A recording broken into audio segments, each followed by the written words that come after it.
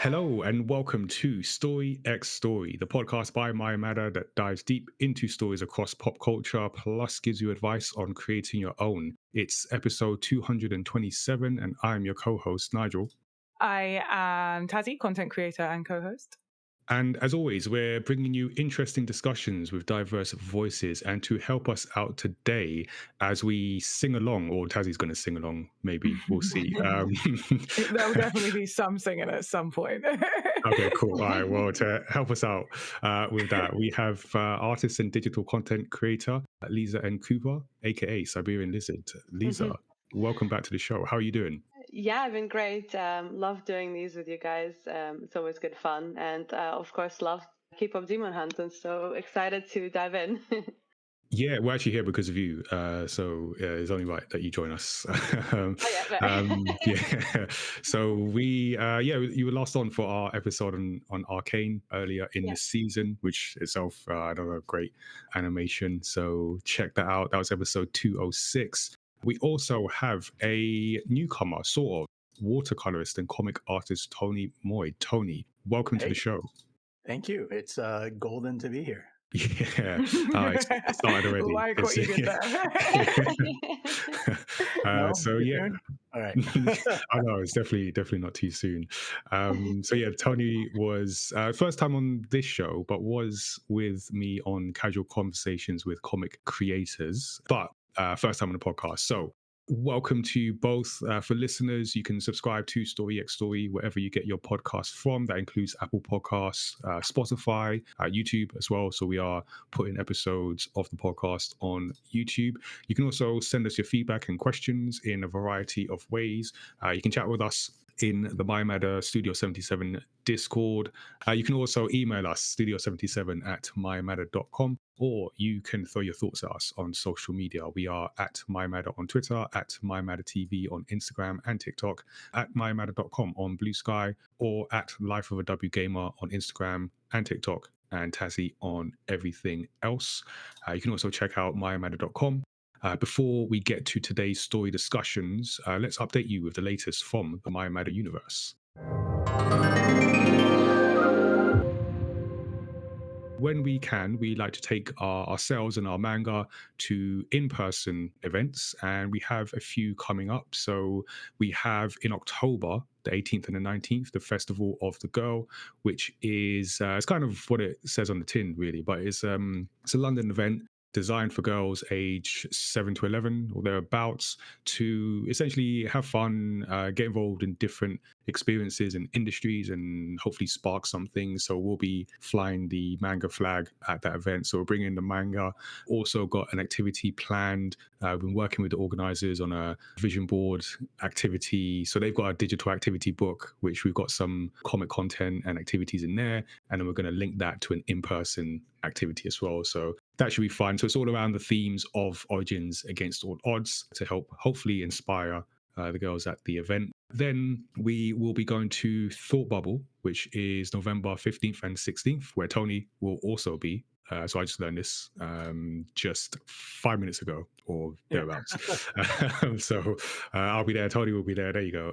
We'll be at the Harrogate Convention Centre, which is, Thought Bubble is just a 2-day celebration of independent comics. So I'll have our manga there. I'll be doing a workshop. I actually don't know what day yet at time of recording, but I will have that, should have that by the next time we record.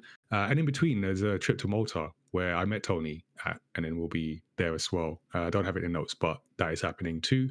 I think that's all the in-person events we've got. Actually, no, another one. So I'm going to go to the next bit, which is the Do I Look Like a Gamer representation campaign, because our campaign, which is about promoting inclusion and diversity in video games, is a yearly initiative. So we do a snapshot of 40 players and makers to showcase representation that does exist, in hopes of inspiring more of it.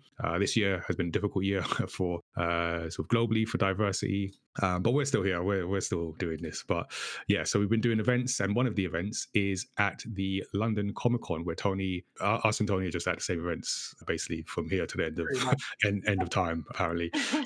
So, I'm there too, actually. There we go. October 1, yeah. Everyone's at Comic Con. So yeah, come join us. Check out Tony, check out Lisa. We all have a booth somewhere. Again, I actually don't know where the booth is located at time of recording, but somewhere in that big space will be in a booth.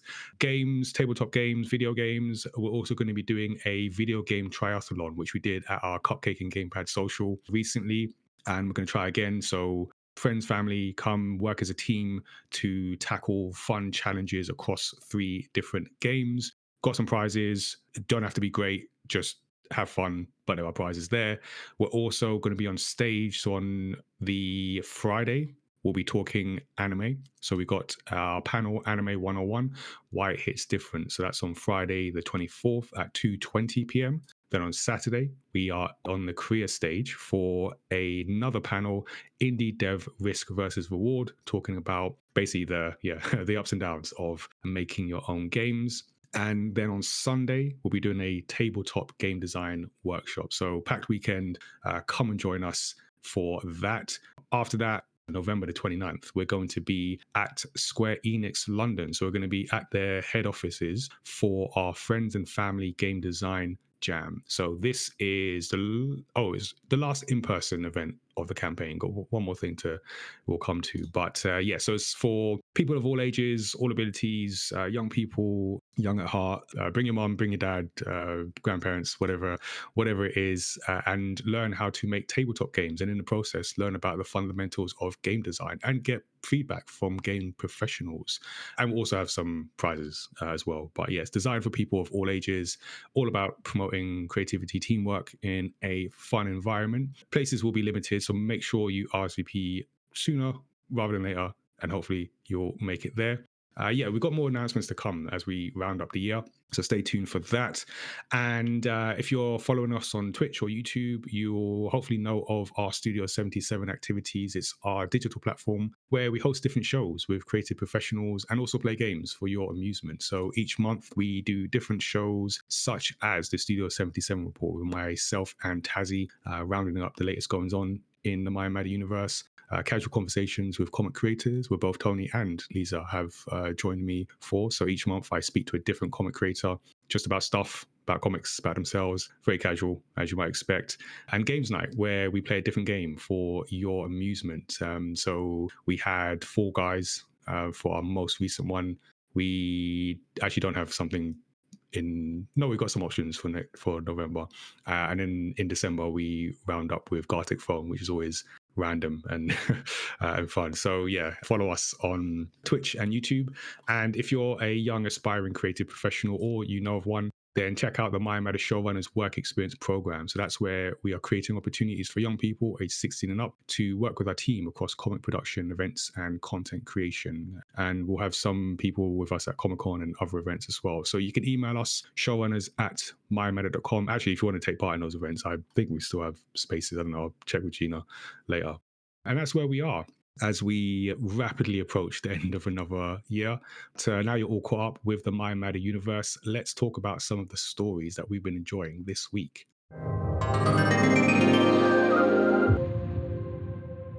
So this is a chance where we can have a spoiler-free discussion about what stories people have been reading, watching, or playing. So we will start with our guests, and we'll go with Lisa first. Last time I think I was watching a lot of Peppa Pig, but this time I actually bring adult options. Because I have a toddler, as you know, and for some reason now like been really getting into horror. So maybe not suggestions for the younger viewers, but Balancing out the Peppa Pig. Yeah. Yeah, exactly. So I don't know if you've heard of them, but I watched 2 that I really enjoyed, and they're both I think 18 plus. So yeah, on adults only. But one is called Bring Her Back, and it's an Australian horror film, and it has supernatural elements, and it provides kind of a critical look at the transparency, efficiency, and the vetting processes of the fostering system. But it takes like kind of a dark, twisted kind of look at it. Like it adds supernatural elements. And another one's called Weapons. It was also trending on Twitter, so I saw people Yes. dressing up as the main witch, because she has like that really crazy auntie kind of look, like someone who comes and visits you. And this is not a spoiler, so so yeah, it also kind of looks at control and a lot of like very classic themes, and both of them have children as like protagonists. which always kind of makes the horror hit a bit different. But I think the reason I like them both is because they're very classic horror tropes. One is, well, actually, I can't say one of them because I don't know if it's a bit of a spoiler. So weapons you'll see, but the other one is kind of like possession and stuff like that. So very classic, but very interesting takes. Yeah, I've seen people doing the run from weapons. That's yes, it's a Naruto run kind of thing. Well, it's close. It's like a little triangle thing. That is like literally the only thing I know about weapons. Yeah. It is good. It's quite dark. But it's good. It's a fun watch. I think Bring Her Back is better, but if you like horror. I mean, is the season coming up, right? Yeah, perfect. Yeah, Tony, what's on your list? So one of my New Year's resolution that I'm only just starting to get to is to read something more than nonfiction and history. So I do a book, and it's very historically based and everything else. So I've just been doing everything for the last like 2 or 3 years that I've been reading has been history and nonfiction and excerpts of like real people. And so I'm trying to read something fun and creative again. And so I stumbled across and someone gave something called Dungeon Crawler Carl. Okay. It came out just a couple of years ago, and it's a book, audiobook as well, and it is just a fun homage to video games, to D&D, to RPGs and everything else.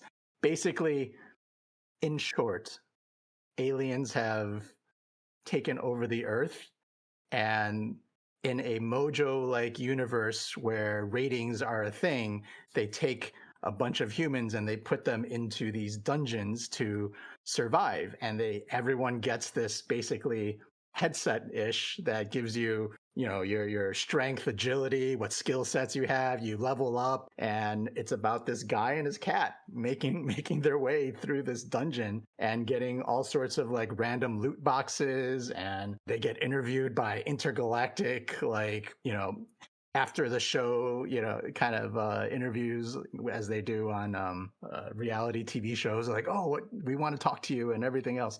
So it's just a super fun, like tongue-in-cheek, very creative journey that you're following this guy and a cat through dungeons in a post-apocalyptic alien world. I will have to add that to my Storygraph list. You were describing it, and I know it. It's like because it just came out on Webtoon. Because I was like, this sounds so familiar, and I was like, did they plagiarize it? Yeah, it just came out on Webtoon, and I was like, there's a guy and a cat, and I was like, wait, what? Did they steal the whole storyline? It looks amazing. Yeah, I was gonna read it. Yeah, so I think the guy just wrote it during COVID.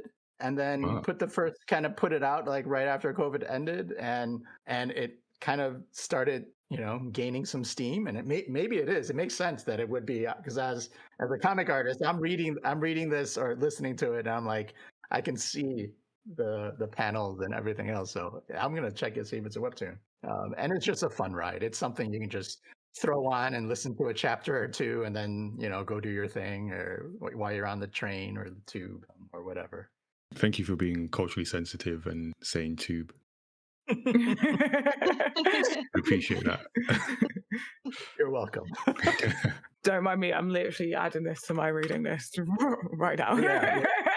Let me know what you think. If I see you at Comic-Con, we can chat about it, because it's just so much fun. Okay, it's on my list. I don't know when I get around to it because I have a long reading list. Oh, I know. Yeah. If my game backlog is bad, my book backlog is bad. Yeah, cool. I think the first thing I'll mention then is Solo Leveling, specifically season 2, which is like similar theme, right? Dungeon crawling, just without the cat, without anyone actually, because it's Solo Leveling. But I will say season 1 was very flat, and that's the only way I can describe it, is flat. Someone said to me slow. I was like, no, I watch slow anime. this is flat. Like, it lacks dimension. It lacks any real thing that makes you want to continue a story. Wow. And But you made it to season 2? well, yeah, because like so many of my friends have been watching it, and there's already so many anime that I don't watch that they like, that I'm like, I'll give this one a chance. It's an older protagonist, so I always give like shows that aren't based on like school kids more of a chance, because I want more of them to exist. So yeah, it got a chance, and it wasn't bad. Like, it was still enjoyable. It just wasn't really good. It was just flat. Like, it's the only way. It's just flat. Like, great to have one in the background, but like when I started watching season 1, I was trying to watch it like just watching it and not doing anything else. I couldn't, because it was too flat. Anyway, so we eventually got to season 2. And season 2 is where it actually becomes a good anime. Okay. Plot twist. Yeah. And it becomes like very gripping and like, oh, I'm invested now. Like, we'll find out if it's worth the investment, you know. But I definitely say give Solo, if you're not enjoying, join the first season of Solo Leveling. Maybe not if you're not enjoying it, but if you're like, just skip ahead. If you're half and half, like, yeah, to be honest, I don't think you'd miss much if you skipped ahead. It's a very typical storyline. Like, once you get the gist of how this universe works, yeah, skip a load of episodes. You watch the catch up. There's a catch up in the middle. So yeah, you won't actually miss much if you've watched other like anime, like very typical like shonen storyline. But season two, I'm invested. I want to know what is going on in this world. Like, what is happening? What is the secret here? There's something to be uncovered. Now, like, we're getting like really cool skills, and because the one good thing about the one thing I really enjoyed about when I started it was like the video game element to it. That will always be a way to just like keep me involved in a story. It's like, if it feels like a video game, I'm gonna watch it. But yeah, another thing that was really, really hard to put down, Tulsa King, and the new season is out, and I'm like, if my Paramount Plus subscription is run out, I might just resubscribe for it. Like, that's how good it is. Like, it is a subscription selling show. Like, it is good. It is so incredibly good that it makes up for the fact that Halo is absolute trash. Like, Paramount Plus is forgiven.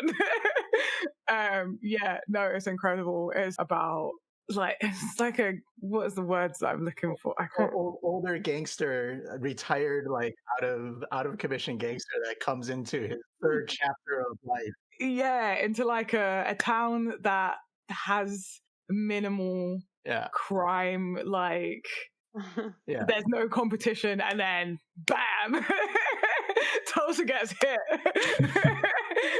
And everything, and like, it's like the catalyst to uncovering all these like people with pasts is, I guess, the best way to put it. And it's just so good, and it's so much about like a misfit family. I normally don't like that kind of like gang mobster type show. That's all me. Yes. Yeah, that's all you. But this has like the perfect line between like, it could be a sitcom, but it's not. Yeah. Basically, he gets sent to Tulsa because they feel like it's the equivalent to Siberia. Like, here's where you go to die and just get away from everything. Like, we just want to keep you away. And he goes and becomes like the king of Siberia. He's like, "You're gonna banish me? What?" All right. A big mistake. Anyway, and it's like just it's chaos after chaos. Like, just all this chaos unfolds, and it's so good. Okay, I'm gonna watch the next episode after this. You know, it's kind of like, well played, Mr. Stallone. Well played. And then, so Dragon Goes House Hunting, which is an extremely wholesome anime, and it's about a dragon that goes house hunting. Like, there's That's it. Like, you just gotta watch it. It's very funny and like just this wholesome comedy of like all the shenanigans this dragon gets into trying to house hunt and his real estate guy.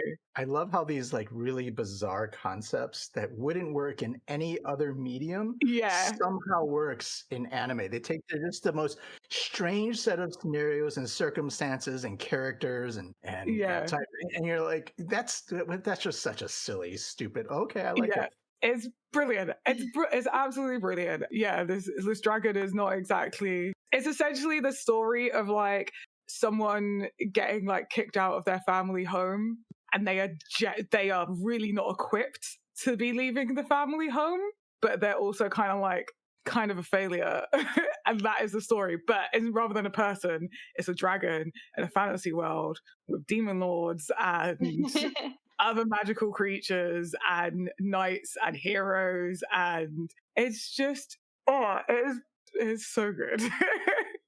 I put it on as like a background watch, and it became a foreground watch. Wow. Yeah. And then I've been watching a series on YouTube, which I actually contributed to the Kickstarter, which is the Comic Shop, and I definitely recommend checking it out. It's about a Black-owned comic shop, and they are just trying to make it work, trying to make their dreams come true. And trying to run this comic shop while like the mum is like, you're not going to make any money here. Like, what are you doing? Go back to university. Why did you drop out? Kind of thing. So it's like a workplace comedy, like The Office style type thing. So definitely recommend. And then I have been reading so much lately. So I finished the audiobook for Scarlet Veil, which is a romantasy with like set in France, like historic fantasy France. And then another enemies to lovers story, The God and the Gimio, which was recommended to me by Spotify from listening to so much K-pop Demon Hunters tracks. And it's like, if you like K-pop Demon Hunters, here's some audiobooks you might like. And she's burning through this track list. Give us something else. Yeah, it's like, okay, you've listened to it on loop about 1,000 times already. Listen to something else. Yeah, and I'm really enjoying that. It's like Korean folklore type thing about like gods and demons and stuff trying to live amongst the real world. Yeah, so right up my alley. Yeah, that's some of the list of the things, the stories that I've been consuming recently. Nigel. Cool. Yeah, no, it's good. I got a bit of a mix of things actually. So I finished Astrobot. So I just wanted to mention that. Fantastic game. So just play it and you'll be happy. That's the pitch. Just such a delightful, well-designed game. I put it on the Mario level of game design. Wow. Yeah, it's very good. I thought I'd finished Down to Down season 1, but I actually haven't. I think I've got one episode left, but excellent. So just to mention that, I might mention it again a bit later, but this is just a I think Tazziii, you mentioned the sort of it gets better. I mean, not that it started poorly or anything, but just it gets better. I think it's a well-made, such a well-made anime. Yeah. Crazy as as anything, but yeah, it's such a well-made anime. And then a few new things. I started watching The Paper, which is a new series by the makers of The Office and Parks and Recreation, I guess, but certainly the Office in terms of a mockumentary where I think actually this technically does follow on from The Office, because I think the premise is the same like documentary team that went in to record The Office are going into this new environment. So I've only seen a couple episodes so far, but it's my kind of thing, is that sort of mockumentary format, a very boring, I say boring, it's newspaper. So in this case, it's more of a dying industry, unfortunately. But yeah, sort of struggling newspaper, just like your average people, but just this mad mix of personalities. So yeah, liking that. I have started playing Shinobi Art of Vengeance. I did something that I don't often do, which is, number one, jump on a new game sort of moments after it comes out, and number two, pay for a game because I have Game Pass, and that is not a muscle that I'm always flexing. So I did try and look for this on Game Pass. It's not on Game Pass, but there is a demo. So this is a game that I'd heard about on another podcast, and I think on one of our, I think it was Superman, Des Gale mentioned it. So he mentioned he was really enjoying it. So it's one of those, you hear it a few times. So let me check it out on Game Pass. It's not on Game Pass, but it was a demo. I played the demo, and I kid you not, maybe 2-3 minutes, I was like, now I'm going to stop this. I'm going to buy this game. I need to buy this game. It feels very classic. If you're of a certain age, you'll remember Shinobi on, I don't know, what is it, like Mega Drive or whatever it was. So it's a legacy brand, if you will. But this is it's not even a remaster. It's a new game, just like rebooting the franchise. So it's your old school kind of mechanics. So side scrolling, and it's very much like when people are shooting, they're shooting in straight lines. It's not like they're hunting you. It's that kind of thing. But it feels very well made. Visuals are fantastic, sort of not quite watercolor, but the backgrounds are very artistic, well made. And yeah, I like everything about it so far. So I'll probably come back to this and mention it in future episodes. I am continuing to read Teenage Mutant Ninja Turtles: The Last Ronin, which is a very good. It's a very good. It's so it's written by Kevin Eastman, co-creator of the Turtles, and reading it is just like I'm just watching someone who just knows what they're doing. Just every panel, every just dialogue, everything just fits together. It's just so good. So I've not quite finished it, but yeah, very impressed. And it's dark. It's very dark. Oh my god. The loose premise is just that there is one turtle left. Yeah, actually, yeah. Well, yeah. So yeah. I mean, it starts off really either there's one turtle left. That's all you know. Yeah. I'm not going to say any more than that, but. Pretty much, that's a good bit to mention. Yeah, there's one left, and then it gets darker from there. So very impressed by that so far. And lastly, another thing I was highly impressed with, Eyes of Wakanda. Has anyone watched this? No. So this is on Disney Plus. So if you are one of the shrinking minority that still has their Disney Plus accounts, maybe, don't know how that's going. But so I watched this because it's Black Panther. So yeah, I'm gonna watch it. This is so damn good. The worst thing about the series is there's only 4 episodes, and that is just disappointing. But so it's an anthology. So it follows the war dogs, who are the agents in Canada that go out and carry out dangerous missions, but it looks at war dogs across history. So it puts the fictional Wakanda world into things we might recognize. And the storytelling is so, I mean, back to my, I don't know, Turtles and Baldwin stories, just like watching it, it's just so efficiently told. They're short stories, but they get the full character arc, the full emotion in that short story. The animation is fantastic. I'm so grateful for Spider-Man Into the Spider-Verse, because I feel that shook people out of the everything has to look like Pixar.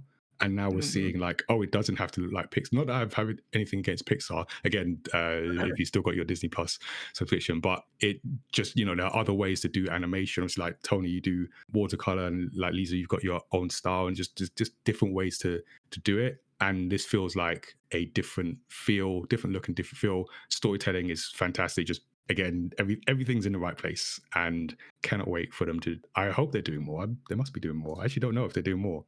They must be. I'm going to look into that while we record, because I want more.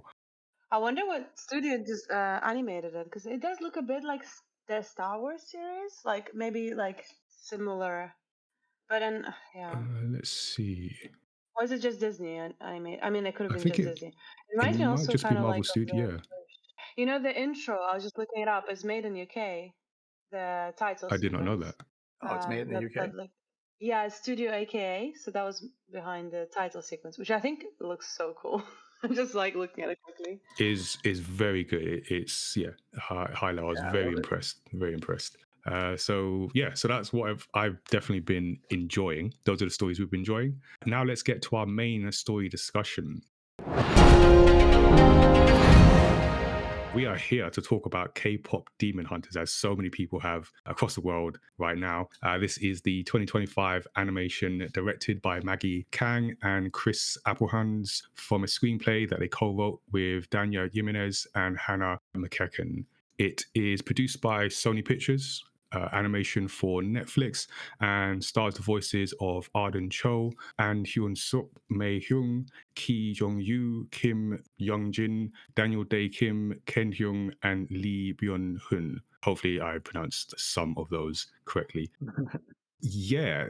So, spoiler alert, we are going to talk about all the details of this sort of global phenomenon. I will do a recap of the story, but before we get to that, let's get everyone's quick takes and general impressions. Let's start with our guests. Lisa, do you want to let us know, what did you think about this story?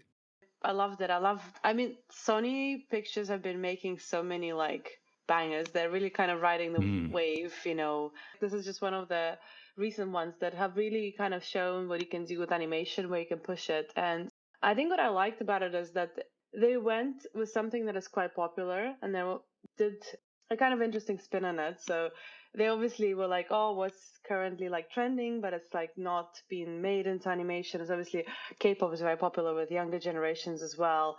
And it's almost like kind of the same thing as like, I don't know, to me it's the same feeling as like Lego movie, something that's very commercial that you think has potential of being very bad or too kind of commercialized or too, you know, kind of on the nose and stuff, that they've turned into something very creative. And it's almost like they put themselves in this box kind of side of it and push the, you know, what you can do with it, but also had a very kind of, you could tell that there's a lot of affection and, you know, love of K-pop and the whole, like, you know, the idol culture. There was a lot of criticism of it as well, just like, you know, Legos, there's a criticism of stuff. But it clearly came with some, like, a lot of love and a lot of kind of appreciation. And the costumes are my favorite. I think that was just such a joy to look at. I personally found I know people love the expressions. I think for me they were a bit too much. Like, they took me out of the story, but my daughter loved them. She was very young, so she found them very entertaining. And of course the sidekicks are great. Yeah. All over my reels, like everyone's getting tattoos of them and everything. But yeah, overall, loved it. Nice. Okay. Tony, how about yourself? What are your thoughts? Well, I watched it pretty early on because someone had just mentioned it, and like, yeah, you can put it on and watch it. And I have lots of things playing in the background from time to time, and slowly as I started watching it, just added more and more of all the things that, on one hand, comprise me, and also things that I can enjoy, like musicals. I love musicals. Check, right? You know, Got that. a little bit of martial arts in there, and obviously the beautiful art and the attention to color as an artist, like, check. You know, to toss in authentic Asian history and heartfelt moments that are part of that Asian culture, like, check. And throw in like some unique aspects to what you think are kind of just two-dimensional characters in the beginning. You're just like, okay, this is how it's going to be, but then all the characters just start to grow and they have extra dimensions and unfolds like origami. And I'm just like, okay, wait, what did I just watch? Like, I have no idea. And, you know, something original and unique that still borrows from, you know, a lot. It starts off with a lot of tropes, I think. Yeah, it's quite familiar in that sense. We've seen female band Josie and the Pussycats and stuff like that, you know. But it just continues everything in a very heartfelt, thoughtful way. And there's not a single partner that I really didn't enjoy, right? You know, they as you put it, they showed love and authenticity to it. It's very much like Legos, right? Where you think it's like, okay, it's just going to be an animation or whatever. It's going to be for kids, right? And there's more. And all of a sudden you're like, yeah, it touches me. Like, what? What's this warm feeling inside my chest? You know, I haven't felt this before. So yeah, that is it was such a fun journey. I think I immediately just kind of like, let me watch this one more time. Yeah, let me just double check. Let me confirm this. No, I get that. The week it came out, someone had messaged me on Instagram, like just some random person that I occasionally talk to, I guess. And he was just like, "Oh yeah, you should check this out. I love your work." Blah blah blah. I'm like, okay. And I was like, and then lo and behold, it takes off. Yeah. No, I feel that. Tazziii, I feel like I know what you're going to say, but go ahead. Absolutely love this film. Funnily enough, it actually released on my birthday. Yeah, and I'm like, I really should have been watching this on my birthday. Yeah. But I didn't actually watch it until a bit later. My cousin, who's like 90% of the reason why I really got into like manga and anime, was like, I'd seen it on my like feed, obviously. My Instagram blew up with it. But just I was like, yeah, I'll get around to watching it. I didn't have Netflix at the time, so it was like, oh, like at some point I'll be around someone's house with Netflix, right? And when I was with my cousin, and she was like, oh no, you have to watch it. She's just like, trust me. And I'm like, okay, because she's never steered me wrong. No. And so we were sat on the sofa, pretty hungover, and K-pop Demon Hunters, and I cried so much. And I was like, clearly I'm just crying this much because I'm hungover. And like every time I listen to certain songs, I cry. And then when I watched it again, like as the sing along, I cried. Like this, it's so good. I feel like there's so much that I relate to as well. I think just like in all of the main characters, like there's a bit of something that I really, really relate to, and the songs like really hit me in the feels. And I've had the soundtrack on replay since, like, I do not know. So I could play it on the piano for some of it. I'm going to learn to play it on the piano. I love that. Yeah, like I am obsessed. I'm actually going to watch it again on the weekend for like a watch along with like cup sleeves and like little merch that someone's like custom made. So yeah, I might like this film a lot. It might actually be up there in like it might be. I think it might be in my top 5 movies. It's not even December, and we were talking top 5 of all time. Oh wow! Yeah. Wow. Oh wow! It might be my favorite, one of my top 5 favorite films of all time. It's got something for everyone. I know. Yeah. I know it clicked when my like almost 80-year-old dad was willing to like sit through and was able to watch the whole thing, and even he was like, "Wow." Give thumbs up. Yeah. Yeah, I do have a soft spot for musicals. Same. I love stories and stories about friendship. So this is literally ticking all my boxes. All the boxes. Cool. Okay. Yeah. No surprise. I saw that coming. Yeah. No, this is very good. I think this is a very special story because not only is it really well made and it does a lot of things right, which we'll get into, but it's done and is doing that thing of, like Tony mentioned, like crossing generations and having something for everyone. And I feel sometimes with quote unquote kids films, people underestimate that, how difficult it is to make something that appeals to different like people at different life stages, and to have something. And to be honest, what do kids know about any demons? You don't. Right. You don't know any. That's not for you. But yeah, so I think this is very special, and it in a way it reminds me. It's a weird comparison, but it reminds me a bit of. Well, I felt a bit of the same watching Minecraft in some of the same ways where it taps into a culture, K-pop in this case, and just manages to really like serve that. But then, I mean, I still contend Minecraft is not a good film, even though it does so much well. Go back and watch the episode. That's actually not a criticism, although it sounds like it. But still, I don't think it's a good film. This is a really good film. This does like so much right, and it captures the cultural aspect, and yeah, so all of that is in there. And yeah, the songs, I'm impressed because I'm not even listening to K-pop like that, but you might have to suggest some people, because this just everything works together so well. So yeah, we'll get into it, but I will recap the story. So this is a story that takes us to a time when demons preyed on humans, feeding their souls to their ruler, Gui Ma. 3 women became demon hunters and used their singing to form a magical barrier called the Honmoon. Across generations, new trios worked to achieve the golden Honmoon, a seal to keep demons away forever.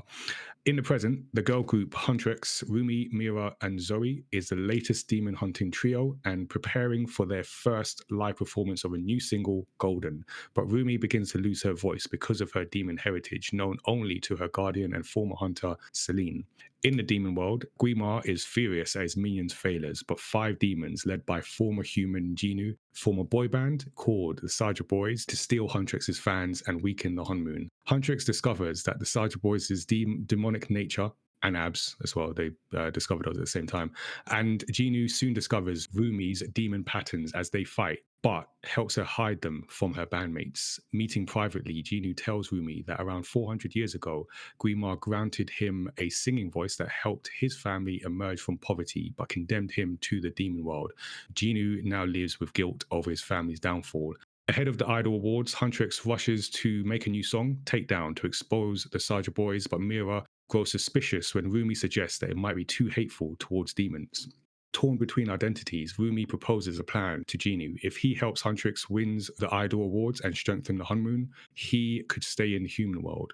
But Guimar summons Genu and reminds him of their deal and the truth that he abandoned his family for a life of wealth and comfort. So, at the Idol Awards, the Saja Boys fail to appear and Huntrix perform Golden, but imposter demons split Mira and Zoe from Rumi, then trick her into performing Takedown and reveal her demon patterns in the process. She runs away and into the real Mira and Zoe, who feel betrayed. Rumi confronts Genu for tricking her, and he admits to lying about his past. Guimar casts a trance over everyone, including Mira and Zoe, drawing them to the Saja Boys' final performance to shatter the Honmoon and unleash him. Rumi meets with Celine and asks her to end her life, but Celine refuses, leading to Rumi lashing out at Celine for never fully loving her before leaving. Rumi interrupts the Saja Boys' performance with a new song about shame and self-acceptance, breaking Guimar's trance. Reunited, Huntrix fight back and free the crowd. Genu sacrifices himself to save Rumi from Guimar, and the empowered Huntrix defeat the Demon King and the Saja Boys, creating a new Honmoon. Rumi then reconciles with Mira and Zoe, and they later meet their fans in public. The end. So, yeah, it's a story, it has something for everyone, especially if you are a K-pop fan, because this is really, I think, as director Maggie Kan described, making a love letter to K-pop. So I just wondered, I mean, like I said, I can't say I listen to a whole lot of K-pop. Very much it's an in-context genre for me. But before we go any further, it's like, I mean, how much K-pop do people listen to? Do you feel like this is something where you have to be a K-pop fan to enjoy this or get the fullness of this? What do you all think? I don't listen to any K-pop. Okay. I listen to a lot of international music in general, especially for languages that I don't know. But definitely everything. J-pop was a big one that I listen to occasionally. K-pop obviously has grown over the past few years, so I know some of that. But even like Chinese pop and things like that. If you what was it Final Fantasy VIII? You're talking about video games. You know Okay. what was that song that was sung by it was a Chinese singer that was singing it. So that was a good introduction, I think, for a lot of people. Right. Final Fantasy VIII. Wasn't it Final Fantasy VIII or is it 7? People, I don't know. Fei Wong, the Eyes on Me song. I don't know if you remember that Final Fantasy I don't. VIII. No? Oh, check that. But that was one of the first things where I remember kind of getting into other music besides what was available, at least here in the States. But I think how they chose to approach the music in K-pop, K-pop Demon Hunters. I don't think you need to be a fan of the genre, because I think it's just catchy melodies. The beats are good and consistent. There's nothing super crazy, right? On one hand, while it's very tonally appeasing to a lot of people and impressive, like if you're hitting that top note in Golden, I don't care what genre of music you like. That's impressive, right? You know, like, it doesn't matter what if you only listen to country music or rap or whatever. You're like, wow, that's a note. And then also very elegantly and eloquently, not too much, but putting in actual Korean into the lyrics. Yeah. I You know, noticed that. Yeah. especially when you throw it in the midst of like a couple rap lyrics, and you're like, wait, did I just not hear it all the way, or was that a different language? Language, yeah. Those of us who are familiar with K-pop and J-pop and some of these things where languages are kind of intermingled, it's familiar. But for other people, it's like, wait, I don't know, because I may not have heard those lyrics correctly. So I think you don't have to be a fan of K-pop. Yeah. My dad enjoys songs, and he's not a There you fan go. of it. Yeah. Okay, it passes the dad test. Like my dad. Yeah. I know, like Tazziii, have I just assumed you're a K-pop fan? Or You did just assume I'm a K-pop fan. I have a few K-pop songs in my playlist, like in my like liked songs or whatever. But I don't listen to that much K-pop. I listen to a lot of like pop. Again, like just it doesn't matter where it's from. Like if I like the song, I like it type thing. Like I listen to a lot of different types of music. So yeah, I definitely have some K-pop in my playlist. And so some of it's just like randomly discovered. I've got a lot of friends that listen to K-pop. So like might hear a song and I'm like, I like this song. Or they share one with me and I'm like, yeah, they're cool. And then there'll be a few that I'm like obsessed with. But to be fair, most of the K-pop songs I know are from like video games or like they've been in a TV show. yeah, or, like, that's an what I'm saying. anime. Like, I listen in context. And then I'm like, I really love this. Actually, to be fair, my gym playlist as well has a lot of K-pop in it. K-pop is very good for the gym. Like, it's got very good. Fair, It's energetic. It's energetic, and normally like the bits that are in English are like quite motivational, or they're like tough. They're quite like go get 'em like lyrics. I feel that the K-pop Demon Hunters and what it did for the genre and the music is same thing like Hamilton for people who are like, oh, all rap's the same. Like I can't understand it. Like Hamilton and rap and K-pop Demon Hunters and K-pop. K-pop, I didn't think of that. There's a line that connects those two somehow that you can probably write a good thesis on. That's a good point, actually. Yeah, because I think there are people who were not going to listen to rap other than out of the mouth of Lin-Manuel Miranda. So it's a good one. And but the soundtrack is like banging. Like that was like my favorites, and I added them to my likes, and then I added the rest of it. Let's get it all so I in was there. like, oh, they're my favorites, but wait, I actually really love all the other songs as well. So like, I don't know how to differentiate.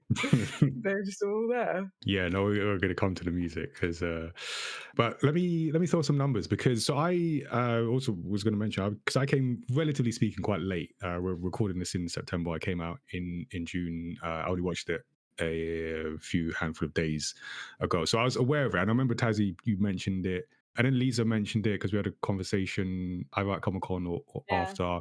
I just put it up because when people like mention things, I was like, okay, I think I've heard of this. It showed up on Netflix, but I wouldn't have watched it other than people whose opinions I take note of would mention it. It's like, okay, cool, let me take a note. So, and I missed. I mean, I was aware of some of the craze, but not fully. So I definitely didn't have any hype around. I just knew it had become a global thing, but hadn't necessarily. I mean, I would have missed it on social media anyway. So I feel like I represent the sort of masses where it went from to this is everything everywhere all at once to make another person. So yes, I like it. Yeah. So released in June. So after its release, or even before, so by July, so it'd been out for a month. Netflix announced it had become the platform's most watched original animation film of all time. I think now it's just the most watched film of all time on Netflix. In August, it had been watched 236 million times, which passed the previous, which was the top, Red Notice. In September, which is when we're recording, officials said it had passed 266 million views, overtaking the first season of Squid Games to become Netflix's most watched title. There you go. I was going to say, I don't know if you've got it in there, but it also did get a sing-along weekend release, and yes, it hit some hefty numbers there as well. Okay, I've got a thing about the release. I don't know what the numbers are. My niece and nephew we brought them to the theaters to watch it, and it was I can crazy. imagine. Yeah. I could only imagine. So yeah, so this is just, and there's also something I read about like the articles that had been written. So in the first 3 months, there was basically not a lot of anticipation about it, and then all of a sudden, just everyone was writing about it. Everyone was talking about it. So what do we think like made this almost literally? This is like as close as you can get to an overnight success in a film, and it seems to have taken both critics and audiences, and just everyone loves it. Like, what is that? If we could bottle that, and we'd be rich, we'd be very rich people.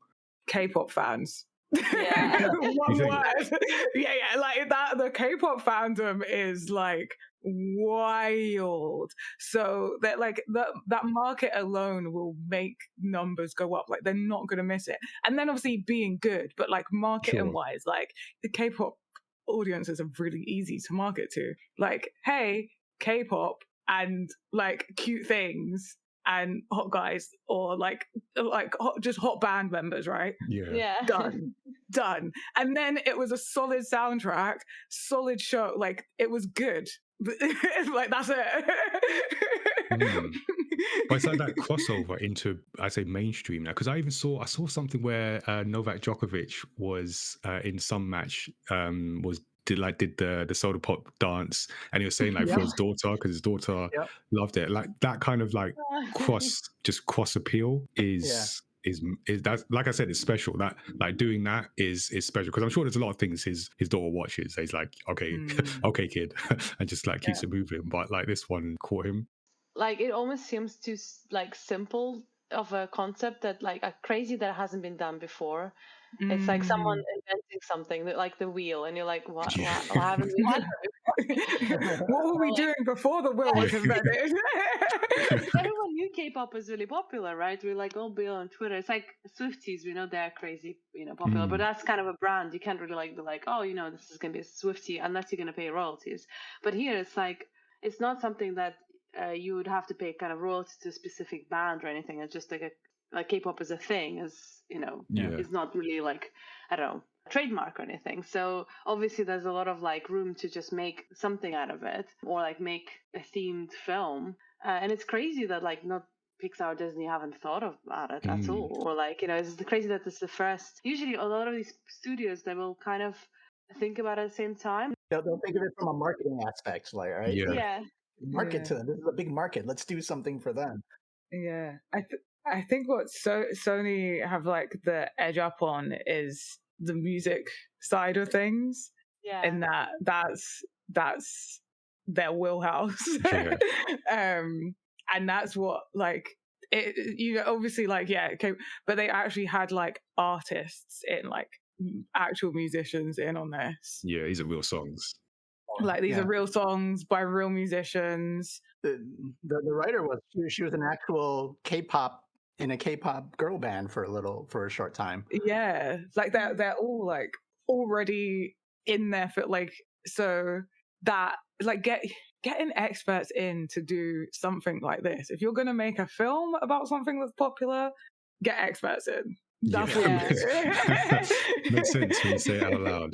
It's interesting because Lisa, you mentioned, and I agree, it's like the concept it's obvious, and I think you mentioned the Lego movie, because I had a similar feeling to the Lego movie where this feels obvious. It feels like if you're in the marketing department, this is what you would come up with. Like it's got the girl power, to make a 90s reference. Like K-pop is mad. Like even though I don't listen, I know like it's massive, and it just feels like obvious. But then the same with the Lego movie, which is really good.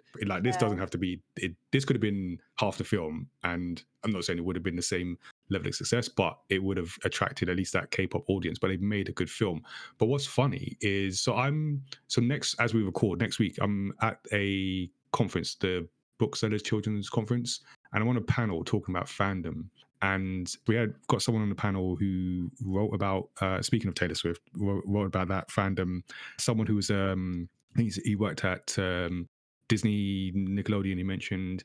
And interesting, they both said, because K-pop Demon Hunters came up, they both said this would have been rejected out of hand anywhere else but Netflix.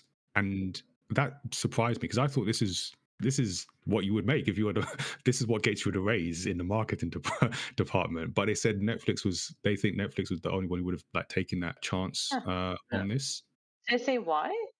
I think they didn't feel like this would have been something that, because it's like this is new IP. Even Netflix didn't do a lot of marketing for it. Like, Yeah. before it came out, there wasn't a huge marketing budget. I don't remember This is like the ultimate seeing- word of mouth, right? Yeah. And I think that's the other part of its success, where you mentioned the word of mouth. There is something about this, because K-pop Demon Hunters takes every aspect of its writing like thoughtfully and seriously. Even the comedy that they put in is thoughtful and serious. And there is something for everyone. You can recommend it to the person who just likes action stuff. You can recommend, oh, I have a friend who likes anime. You should check it out. I have a friend who likes musicals. Hey, check it out. You have a friend who likes little drama. You like fantasy and D&D. You like, there. You have a little kid. You know, there is something that you could recommend about this movie, because it didn't take, oh, the kid comedy, we're going to make it overly kiddie, right? No, we're going to do it thoughtfully and have popcorn coming out of their eyes. Yeah. Right. But you could legitimately go through and bring a part of this and mention it to someone you know and just be like, I think you like it because of this. And that part of it is well done. It's not you like horribly, like you said, it's not completely original on the sense that, wow, I've never seen anything like that. We've all seen little bits of it, bits of this story before in different spots.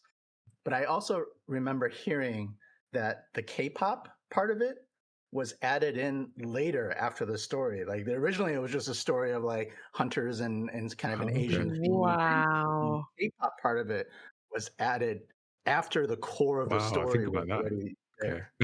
I'm so glad they done that, because I feel like if it didn't have the K-pop bit, it would have been great. It would have been a great film still, I think, because I think it touches on some really like good themes. But it just wouldn't have. That would, like, the K-pop bit is the marketing. Yeah, and that's true. And the trendability of it as well, because we are in like a world of like TikTok, and being able to have something that can be used in TikToks in short form content is actually something that a lot of like film and TV makers like have to consider now, and do consider. Same with like music artists, is like getting in on that, because that is like the biggest like marketing thing at the moment. Yeah, all you need is a lyric or two that gets on TikTok, and then you're good. 30 seconds or less. Some kind of meme. And it has all of it. Like, talk about taking the recommendation of not being able to market to everyone and then being like, bet. Challenge accepted. And I think that was the thing in this conversation that I was having about this panel, where the view was that this is something that, despite what you've all just said, people would not have taken the risk on something new. And it's sort of, I think this will come up when we do the panel, sort of almost like an indictment of publishers or distributors not wanting to take a risk and doing the other way of waiting for something to happen, then trying to chase the trend rather than being able to spot what really taps into an audience.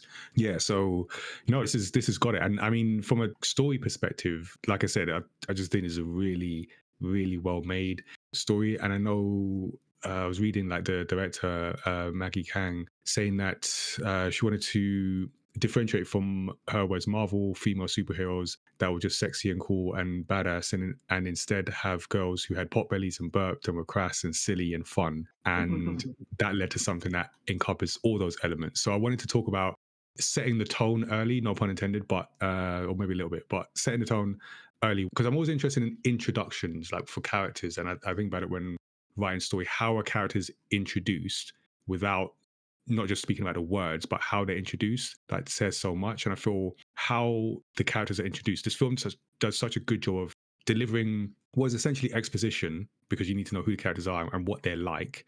But they do it in the context of the narrative and through emotion and obviously music. Everything's through music. So we get the fans, and I really like how they use the fans to essentially say, this character is this, she's like this character is like this, but they do it in fan reaction. So you get a diverse cast of fans. You get what you might think of the typical K-pop fans, but then there's one with the guys, so like big guys, and they're crying, and it's so good.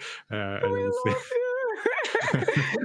What's really nice about that as well, as they are introducing the characters like through their fans, is that so you get a bit more about like their personas, because as you go through like each little cluster, like the different favorites, they reflect that character in like the way they represent, the things they wear, like how they talk and everything. So you instantly get a sense of who each character is, like straight away, quickly, and then you can match them up to like their fact, like you just know who's who, like instantly. And then we actually see them. So because they're on a plane and they're being taken away without their knowledge by some undercover demons. So when they discover that, because then is it the agent calls him, is like, where Bobby, are you? Bobby, yeah. He's like, where are you? It's like, wait, we're going away from the stadium. And they're like, oh, okay, these are demons. So then we have the superhero. No, actually, even is it before? Oh no, it's before that bit where they're eating. And that's where we get the girls with pot bellies and burping and rolling up the sushi. Again, not all of them jokes for the kids, but we see like who they are, both personality wise, but then when they discover the demons and then the action, then they essentially are superheroes because they're jumping out of a plane. And we've seen that in Marvel, we've seen that in, I don't know, just other films. They change costume. So no, I love that, and I feel that was effective for getting us, the audience, sort of on their side, because that's just cool. It's just like whatever you thought about the characters, then at that point they're just cool. I think there's also, this was kind of the disarming that, like, what I find with like, especially like, I guess female superheroes, I don't know, because we've been exposed to so many kind of like perfectly styled and like slender, like amazing, perfect looking women, you instantly think like, oh well, I don't know, you kind of have almost like an instinct against it, but because they were presented at first, because obviously K-pop, like, it's completely unattainable, like both lifestyle and look, for most women, like we don't wake up with like perfect, nails and hair and everything, ready to hit the stage. But like having that kind of segment of them looking and acting like, human girls and interacting and kind of not being scared or like sleek, but then also transitioning into being sleek and beautiful and like perfectly styled.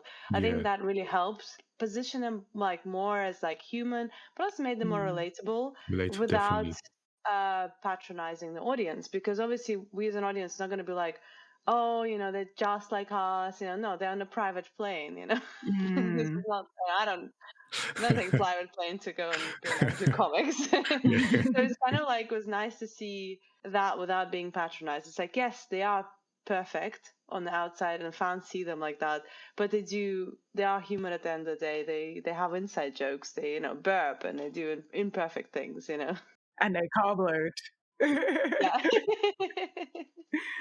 I love when they're just like so excited to go to the couch, right? Couch. Right. We've all felt it, and we can all instantly humanize us in that little aspect where we're just like, I just want to. This weekend, I don't want to do anything. I don't want to go out. I just want to sit on my damn couch all day. Yeah. And we see them in like their flawless, fantastic outfits, and then we see them in like their hoodies, and they're like, we're just at home, and we don't have to put any costumes on right now. We are just like slobby. It's like a real quick thing about, you mentioned the sushi, and this is how authentic they were. Do you guys know what kimbap is, or kimbap? No. It's Korean sushi specifically. It's a slightly different view. And so if you know that that sushi on there is actually Korean sushi, it looks very slightly different in terms of what they put into it. And so like you talk about authenticity and things that like, oh, if you know, you know, and there's so many of these little things, right? That they don't overly try to explain, but they're in there, that no one will notice unless you know. And so I love that. Yeah, and I think because again in this call that I keep coming back to, but another thing that was mentioned later down the line was this idea of making I can't remember the exact phrase, but making the local global. So Mhm. things like that was very. That's obviously because I did not know that, so I've Yeah. learned something today. There Mm. we go. But it's very local. But then I see people eating food. I like food, so Yeah. I get it. So I get it, and I think there was flashes of I got flashes of Turning Red from a cultural perspective where Oh yeah. yeah, watching that, that's not a culture I am part of, and I've never been a 13-year-old girl. But Mhm. there was the scene in Turning Red where the aunties came. Yeah. I've got aunties, and that was familiar. So so it's that kind of thing where they find the connection in that the specific cultural aspects. Again, very special thing Yeah. Mm, to do. Yeah, I think when these scenes and things like that work is when it's so specific but so general, right? Yeah, To Mm. that that if you're an immigrant, that those scenes with the aunties, or if you're on a variety of levels, mm, there are these little bits that are so specific to the Korean culture or to whatever culture you're from, but then you take a step back and you're like, oh yeah, we've mm, all had similar yeah, experiences at some level, and it's a unifying thing by being yeah. specific, and it's so yeah. cool. For sure. And I think the other aspect is like, because Lisa, you mentioned this idea of Mm, we don't always see them just perfect and they're not overly sexualized, but yeah. still very strong and have those moments. And yeah, just appreciate that. And I mean, the other thing I really appreciate, again, from like storytelling is so, because this is a simple plot. And Yes. I don't say that in a disparaging way, but it's simple and Yeah. effective. It uses that simplicity to be like very effective because this is, I think the runtime's like an hour and a half, hour and 36, somewhere around Yeah. there.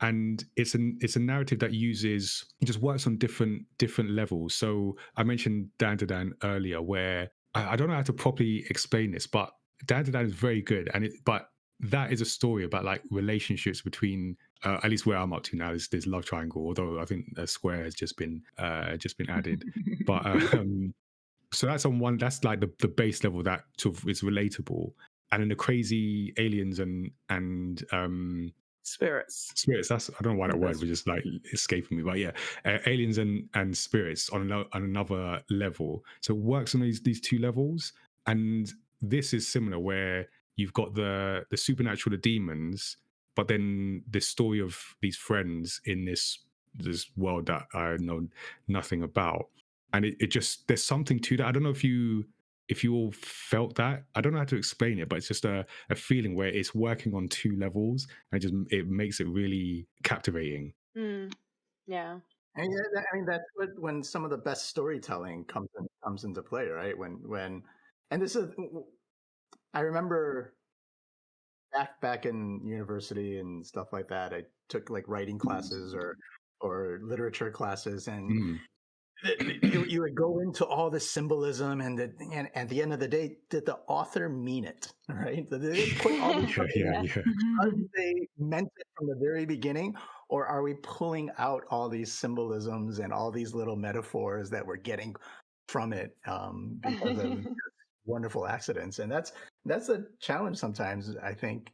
And then when you're sometimes you have to be lucky too. You're just like, oh, I put this in. Why'd you do that? I don't know, I don't, but it yeah. works on all levels, right? So there are these little things like that where I think is just slightly lucky and fortuitous, and then because we're human, we pull out these things that make sense to us, right? Yeah. In our lives, and oh, Rumi's aunt like reminds me of so and so in my family, and like they didn't know that symbolism, but it's there. I think that's also like why it's really important to have people creating things from either having lived those experiences or being close to people or like learning from people those experiences, because even if you don't purposely put symbolism in, the way humans work, we will subconsciously put things in, and then that's where we connect. Yeah. I feel that, and then like the emotion of it as well, because I think it was about an hour in. I think this was the Idol Awards where they decided not to perform Takedown, but then Rumi was tricked. I think that was about an hour, and and I looked at the time, because I felt like a lot has happened, but it's only an hour, and that's what I mean by like it's very effective, very efficient. I think they're using emotions, a lot of emotional turns to like use it almost as shorthand. So even though at the start we don't, because again, original IP, we don't know these characters, but emotionally, there was no point that I didn't know what was going on, what the stakes were, and who it was affected if something goes wrong. And that's just another aspect of it being really well done. It packs a lot into that relatively short, well, I guess standard, but sort of Marvel have made 3 other films expected, but well, Marvel and Chris Nolan, but yeah, but it packs a lot into I said tight runtime. I think as well because it uses the music so much for the storytelling. We progress through the story through the lyrics in the songs. That's very true. And not everything was spoken, like, because those montages I think were great to push the story along. And you have the music, and sometimes the expressions of the characters in the montage were opposite of what the lyrics were, and you're like, oh, I feel that, especially for Rumi. It's that subtext. Like that level of subtext was so good, and it sped it along, right? Because you don't have to spend time to have a character say like, oh yeah, I'm everyone thinks I'm this, but I'm really feeling this, right? And having to do that, you can do it in a lyric and in an expression. They definitely took advantage of show not tell, like 100.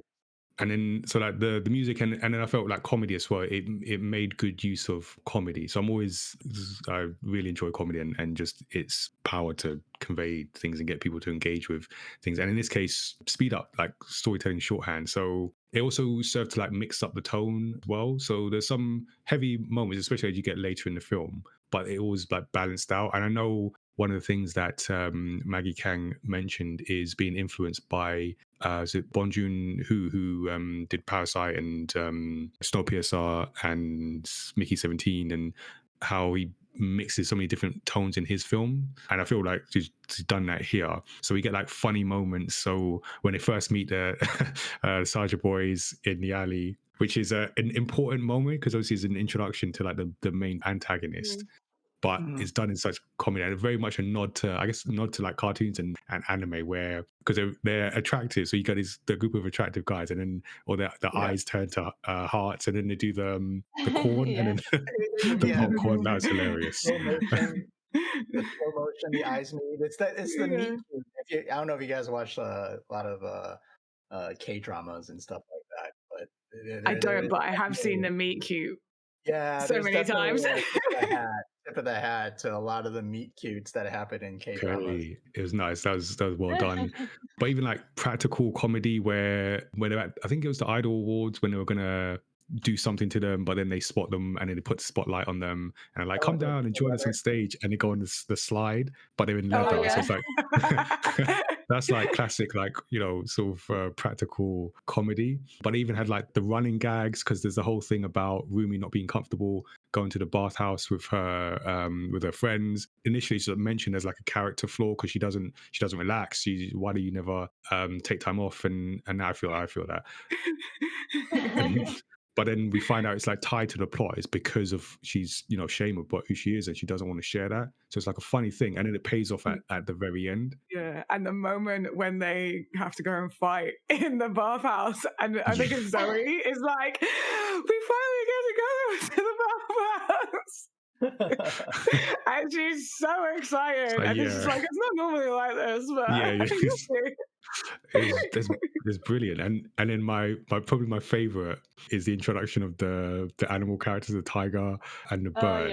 And it's another Derpy and Susie, I think they're called. Oh, is that the names? I didn't actually. Yeah. Okay, because it's such a good example of like the emotional switch, because you've got this bird which is kind of mysterious. It's got 3 eyes. Like, what? That's spooky, because we already know we're dealing with demons. He's wearing this hat, which is making that work. And then the tiger, which just looks intimidating, but then immediately the tension we get from seeing these mysterious, maybe scary, maybe they're a threat, and it just knocks over the flower pot. They're trying to put it back, and just like that's fantastic. Yeah, that was So such a Oh, I great love moment of Derpy and Susie. levity. yeah, I love the bit at the end where Rumi asks Genu, like, I've got to ask what's with the yeah, Yeah, it the was so hat, honey right? and that. And he goes, well, I actually made it for the tiger, but then the bird stole it. And then I was just imagining this tiny hat on on that the tiger. massive. Yeah. So it just does so well, just moving so fast. I mean, do you think there's? I mean, I asked this almost. I'm sort of devil's advocate because I don't think so. But I know sometimes when you move this fast through a story, you can lose depth. Did anyone Mm. feel like any meaningful depth was lost in this? For me, no, because I think I quite like. I mean, it's the same with Arcane. I really love the stories that. I think for an artist as well, it's like I don't like having to something really spelled out to me, and it's Mm. nice that they kept certain things just not like under explained because in Disney a lot of times you're like, oh, and this character's mom is dead and she was in a tragic boat accident or something or something. It's like here it's like, well, yes, her mom's also dead. Yeah. But it's like they didn't kind of over explain it. They let the story reveal it, and you kind of Yeah. understand that the mom is not in the picture, and then you're like, they didn't explain. They didn't have that whole like, and the mom met the demon and it fell and the love is forbidden. They didn't like have the backstory at all. They're just No, kind of like, oh yeah, this is who she's she like is. had, yeah, she slept with a demon and then she had a baby and then she's dead now. So it's like, but the movie doesn't tell you at all. It's like you just kind of like you get that from just watching it. And the same with the Jerpy and was it Lucy? Did you say Lucy? Susie. Susie. I was like, what? I didn't know they had names. I didn't know Yeah, they had names till much yeah. after. I was like, Yeah, their names weren't in the film, but they got confirmed after yeah, release. because they became so popular is what I'm assuming.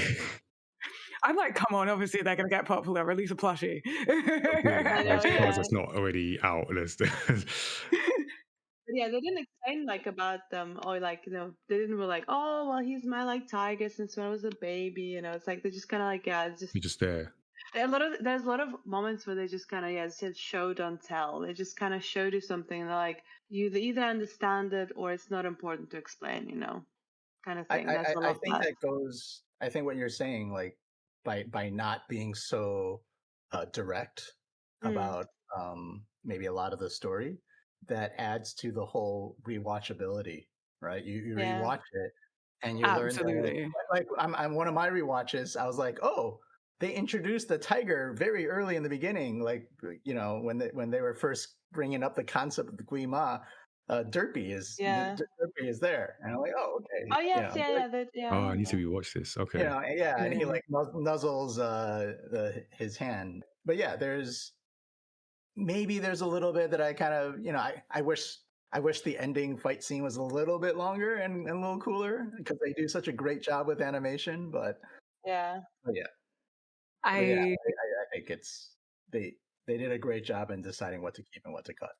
Yeah, I feel like it's one of those ones where it's like I absolutely would love more because it's so enjoyable, not because Yeah. it feels like it's missing something. It's more of like That's a I good way to do I it. like like I want more because it's good, not because it feels like it's lacking. And I am a big fan of like not being told. I want to feel, I want to like learn about the characters and about what's going on the same way you do in like real life. Someone just doesn't just give you a text Yeah.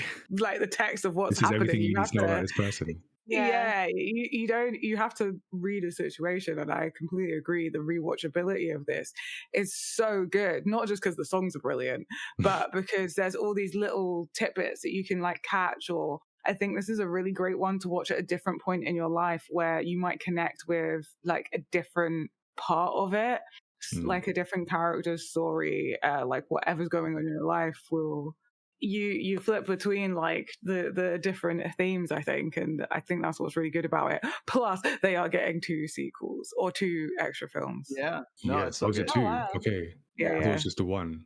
Oh, that Nope, had been 2. confirmed. Okay. No. All right. Makes sense. Makes sense. All right, let's do a musical interlude here and talk about some of this and songs because this is a film like is so the music is so tied to making it a success commercially, but just like narratively in there as well. I mean, I Mhm. know So I was reading as community leader somewhere mentioned. Yeah, so I just a mention of like, unlike other animated films where songs could be added as filler or specifically like for commercial appeal, here it's woven into the narrative, and it didn't distract, or it enhanced what it was. I mean, is a leading question, but what do you think? What do you think about the music? Do we have a favorite song? Let's go there, because I know the music in this is fantastic. I was genuinely surprised at how impactful, how just good the level of quality of the music, and just how impactful it was to the narrative. Oh my god. Um, Yes, I'm leaving I the floor feel for like Tazzy. I could do like just a whole episode just on the songs, so I'm going to try not to waffle on too much. So I thought my favorite song was Golden, and if you look at my like list, my like songs list, and when the songs were added, so Golden and what it sounds like, oh my god, what it sounds like hits me so hard. Like, just the feelings and emotions in this song. Like every time I'm like singing it in the shower, I always like catch in my throat because I just feel like this song, like it means so much to me personally, because I feel like it speaks about like my own experiences, and there's so many ways I can like apply it to my own life. They were added on the same day, and then 2 days later I added Free, because damn, Free is such a good song. Like this is like the song of like the complex romance between them. Yeah, Rumi and Genu. Yeah. And like it's so raw. Again, I feel like I can relate. Like it's the complexness of feeling like you're someone who's broken and meeting someone else who feels like they're broken, and you're at different points in that. And Yeah, like both 400 of years you, difference. yeah, both of you just want to be seen for who you really are.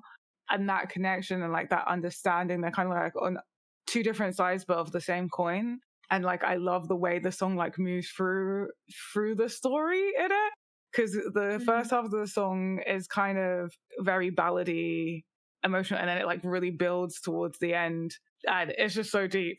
But then I was like, how it's done, it is also a banger. Yeah, that was a good intro. That was a good intro. Yeah.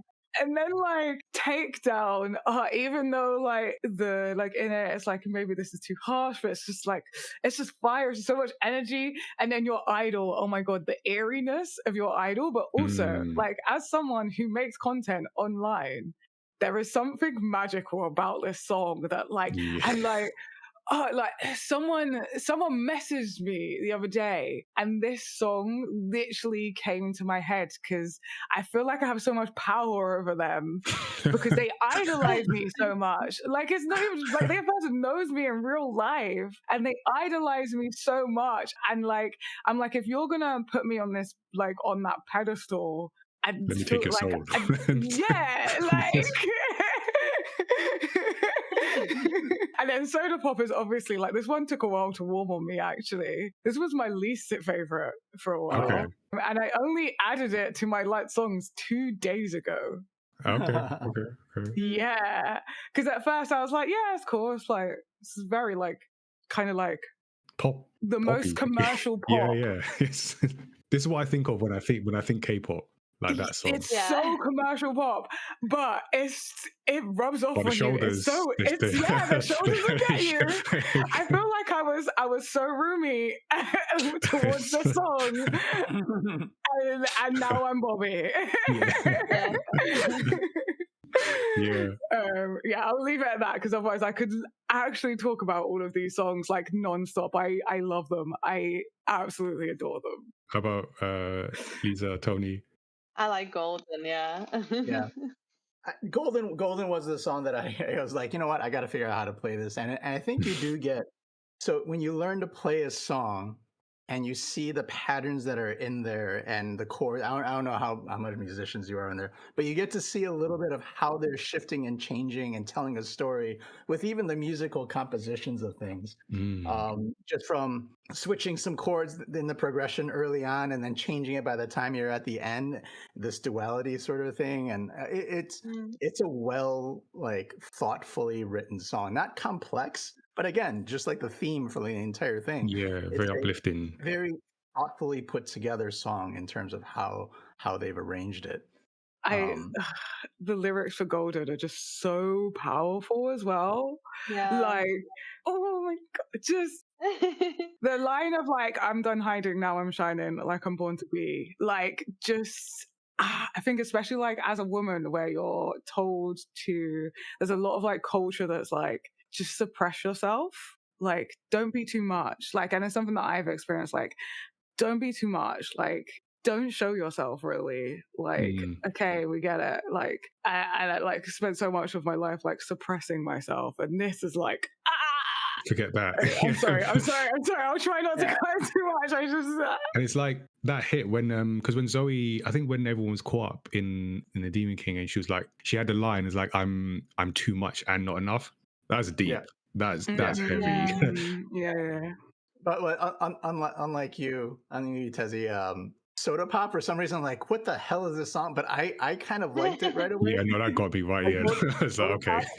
Soda Pop and How It's Done are just like super fun songs, like with you know, Napalm from Fit Check for my Napalm era, and the like Mirror on my phone are just like so. It's a common phrase that they just amped it up a little bit more. Yeah. Like, wait, that's so cool. Like that so as a first song as well. Just it's just so confident.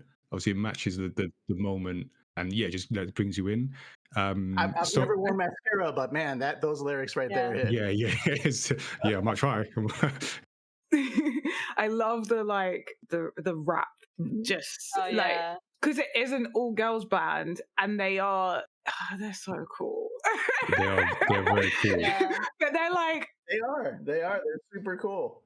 They're like real as well. Like something about like how they're presented, like the level of like the kind of like femininity with these things that are like traditionally seen quite masculine, and how they show that. Yeah, it just works. It reminds me of Buffy the Vampire Slayer on that kind of like what you might expect like a male protagonist and things to do, and these women are doing it fantastically, and they are very cool. We are supporting them. However, I don't like the sound of that. Your idol. Listen. I don't know what you're going to say. It sounds negative, so I disagree. When this song came on, at this point, I'm like, do we really need the honeymoon? Can we not just we just like I started talking like a sports coach whose team just lost the final. I was like, look, Huntrix, we did well. We got to the final act, played a good game, but sometimes you just come up against a better team, and that song is a hit. Like we'll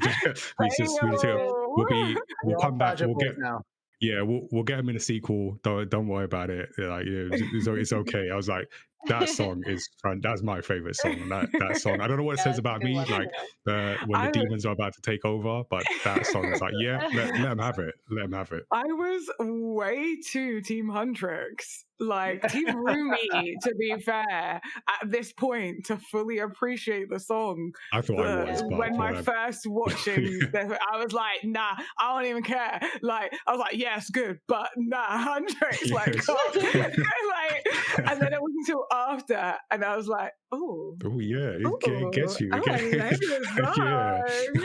Kind of felt kind of naughty, really loving this song. It really is, and it was like, there's a line in there, like, no one's coming to get you. It's like, I didn't ask. Like, you're front row of that audience. We're good on this. So yeah, no, just the music in this, it all works. Everything works at the time. Yeah. Have you guys looked up the word saja in Korean and the duality? No, I have not. Okay, so the word saja is a word for lion, which is why their logo is a lion and everything else like that, right? Okay. But it's also part of the word for like the Grim Reaper or a messenger from the other world. Spooky! That gave me like chills. Yeah. So it has even in the names they chose, like the duality of the words. It just works. It just works, and now see, like it keeps adding. Yeah, absolutely, like the layers. I think the lyric that really made me really fall in love with your idol is, "I'm the only one who love your sins. Feel the Mhm. way my voice gets Uh, underneath your skin." Like that hit every time Yeah. it gives me chills. And the choreography for it as Yeah. well. There's just that. If they didn't sing it and those words were just spoken, you're like, those are red flags. Yeah, Yes. like Have you listened to like all the a cappella versions of the songs? Oh no, I no. haven't. Oh, please, you after this podcast episode, go listen. Oh my god. Yeah, they are. Voice and Oh my god, direction. yeah, you new experience of Oh, them, I will like look it up. just and they hit so well, even without any like music on it, like just singing. Oh my god. Mm. It's so well done, and you mentioned, Tony, like the layers of meaning, and I think earlier, Lisa, you talked about like costume design Mm, and just like the visuals. So yeah. the music matched the visuals, and one of the things I really like when putting the notes together is the idea of the characters representing. So there's this whole like color theory thing of the characters line up with the four Mm, guardians, which is Mhm. I believe the Chinese mythology. You've got four guardians, but there's only three characters in this one. But the white tiger, the azure dragon, black tortoise, and vermilion bird of the south. So gold being a central sort of visual theme as well that ties and runs together through the outfits and everything. So we see like Mhm. mm, Rumi wearing white and has patterns, so that matches like with the white tiger. Zoe with Ah, the dragon, because she has her hero pose with the three blades in each hand, like the claws of Mm. the yeah. dragon, and a funny one, ah, Mira with the black tortoise. And when they do the Met Gala, her look yeah, was like the full kind of the sleeping bag look that makes her yeah, look like a black tortoise. So it Oh just yeah. all matches up so well. And then the theory goes that this then leaves the one, which is the bird, the phoenix, which I think people are expecting like another additional character in the oh, sequel to line up. But it's just such an example of this is where I would love to get to, because the level of thought and detail in this to match that Mm. it is up crazy. is crazy. And I know for artists, Tony and Lisa, just like Mm. appreciating thinking that to that level in your work. I mean, like Lisa, I know you worked in animation. How much effort does that does that make? That's a lot of research, a lot of like care to So put that much. in. Yeah. Well, it's like, I mean, yeah, it's like when you look at a house, like, I don't know, a big building, a skyscraper, you're like, oh my God, it's kind of a similar thing. It's like, it takes a lot of people to build that, and everyone has their own kind of place. I think, obviously, when you see a final project, like product, it's like, seems very simple, but yeah, there's people who do. I mean, I don't know specifics of obviously every studio, but usually the way they do it is they do color scripts from storyboards. And when you lay out all the like it's one of my favorite things is looking at color scripts of the films in general. Even like, Mm, movie films will have that. And as someone who works, obviously draws a lot and paints a lot with color, you'll see like the saturation drop for like, sadder themes, or like there's going to be specific pops of colors used, and you'll see kind of like it's like a blueprint of the film. A lot of them will have like this background work. I don't know if you know, there's like the Art of series. There are books where you can see all the like pre-production that's made, like all the design choices. And for me, it's fascinating to look, because as I said, it's like you learn so much about these choices, about like the cultural things, about how intentional every aspect of it is. And yeah, of course, it's massive teams, but the most important thing is that you get like these good directors who allow the people to shine, because you can have amazing artists, but if they're not given that, it's said you have to put people in a box, but also let them be creative. You have to be given yeah. very specific instructions. So it's like, if you just let everyone just go crazy, you'll end up with a mess. But it's like each artist has to be given very specific box to work with in order to shine their best. Mm, Like, if it's like the colors, you'll have to be like, this is what we're going for. This is the theme. This is what I kind of generally want. So I think this film is a great example of that. It's like they clearly had these limitations and wanted to hit certain themes and certain things, and they've like went above and beyond with like costumes and things like that, which is obviously excellent. Love it. Love to see. was fantastic. yeah, so just the way everything worked together, the music worked together with the choreography and the moments, Yeah. like the even actions, like particularly the first fight where the actions matched up with the beat. It was like if anyone's played Hi-Fi Rush, that's the same where the actions match with the beat. So if you match with the beat, your hits have more impact. But in this, you particularly that first scene action sequence with the music video, which essentially comes a music video, you see like the movements are matching with the beat. Yeah. It just pulls you in. Everything pulls you in to this, and all those aspects we've been talking about like the demon world, and seeing that at its heart, this is like a story that could be understood about essentially generational shame and fear, and eventually embracing your identity. And Yeah. like I was saying about working on different levels, like Dan to Dan, I mentioned this has that, like anyone can understand that. And there's a point in stories which usually is around the middle, or is like the ordeal where the hero enters space in the special world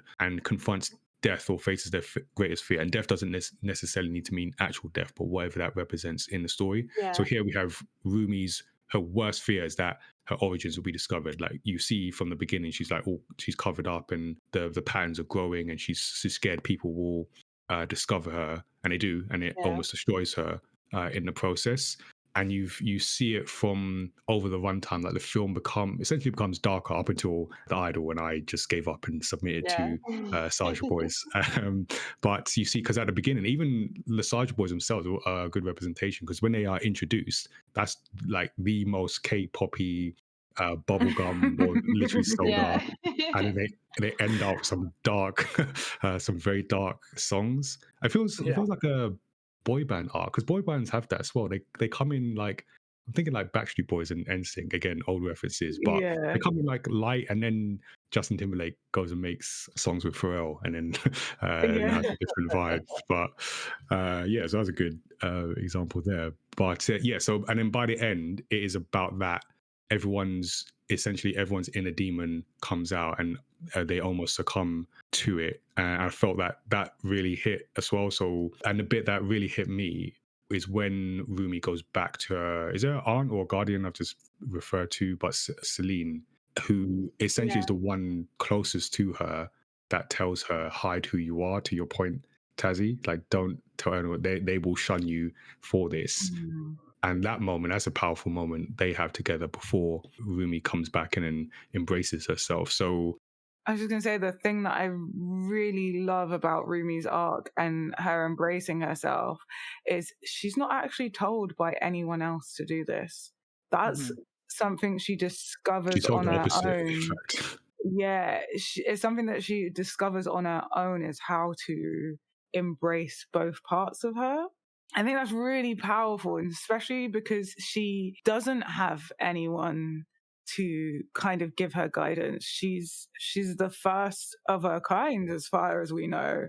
Like, there is no one else Yeah. like her. She has to carve that path for herself, and she does discover what it's like. She's being told one thing her whole life, that like she shouldn't show this, and that's all out of fear of the unknown as well. Like, they're gonna hate you, like you're gonna get shunned. Like, part of that is just the unknown, right? And I really love that she could have just gone like full demon. She so easily could have gone full demon. No one would have blamed her.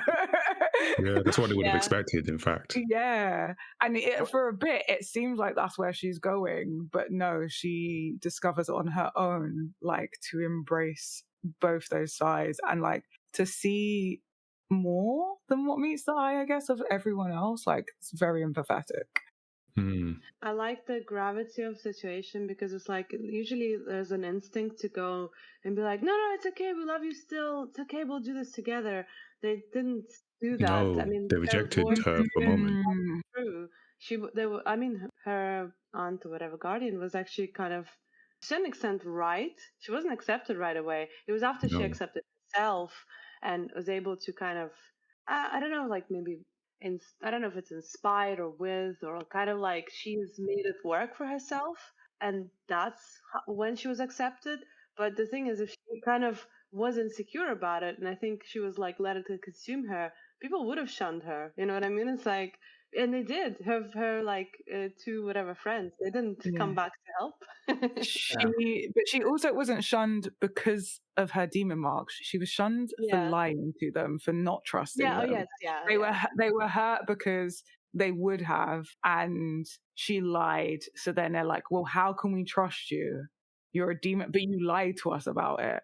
So you're a demon and you're lying. So it's like you can like, even from what they say, like in the whole story, the biggest thing for them is not that she is part demon, it's that she lied about it, so now they can't trust her. Whereas if she had just come clean in the beginning, then maybe not right in the beginning, but once they became like really close friends, then it would have been cool. Or at least when they were like, something's up, and she's like, nothing's up, and they're like, something's up, what are you gaslighting us? I want to. Liza mentioned earlier about the color theory and the artists and allowing them to be successful in that. You know, I think a lot of that also takes, you got to give them time and research to explore within that box of things. Sure. And I want to touch with that a little bit with what Tazziii was saying about Rumi and her two sides and coming together, because I could see this process going through, like, what weapons does all these girls use, and how do those weapons correlate to their persona or their journey or whatever. And for Rumi, we have a classic, when she starts off, it's a classic two-bladed sword that she has. But near the end, when the Jinu's soul and they merge and everything else, and she's accepted both sides of herself. Yeah, she puts it together. Extended sword is also an Asian type of sword, but it is only one blade. So she took the sword from two blades to one blade, right? And this is one of the things like, oh, they could have been generic about it, like, oh, let's rush through it, just get a typical Asian sword, will make it bigger, brighter, more shiny, have no sparkles or whatever else. But like that's the extent, and all these little details that they went into, from, you know, the white and the black and the little colors and the tortoise and all this stuff, to kind of go back to your point earlier.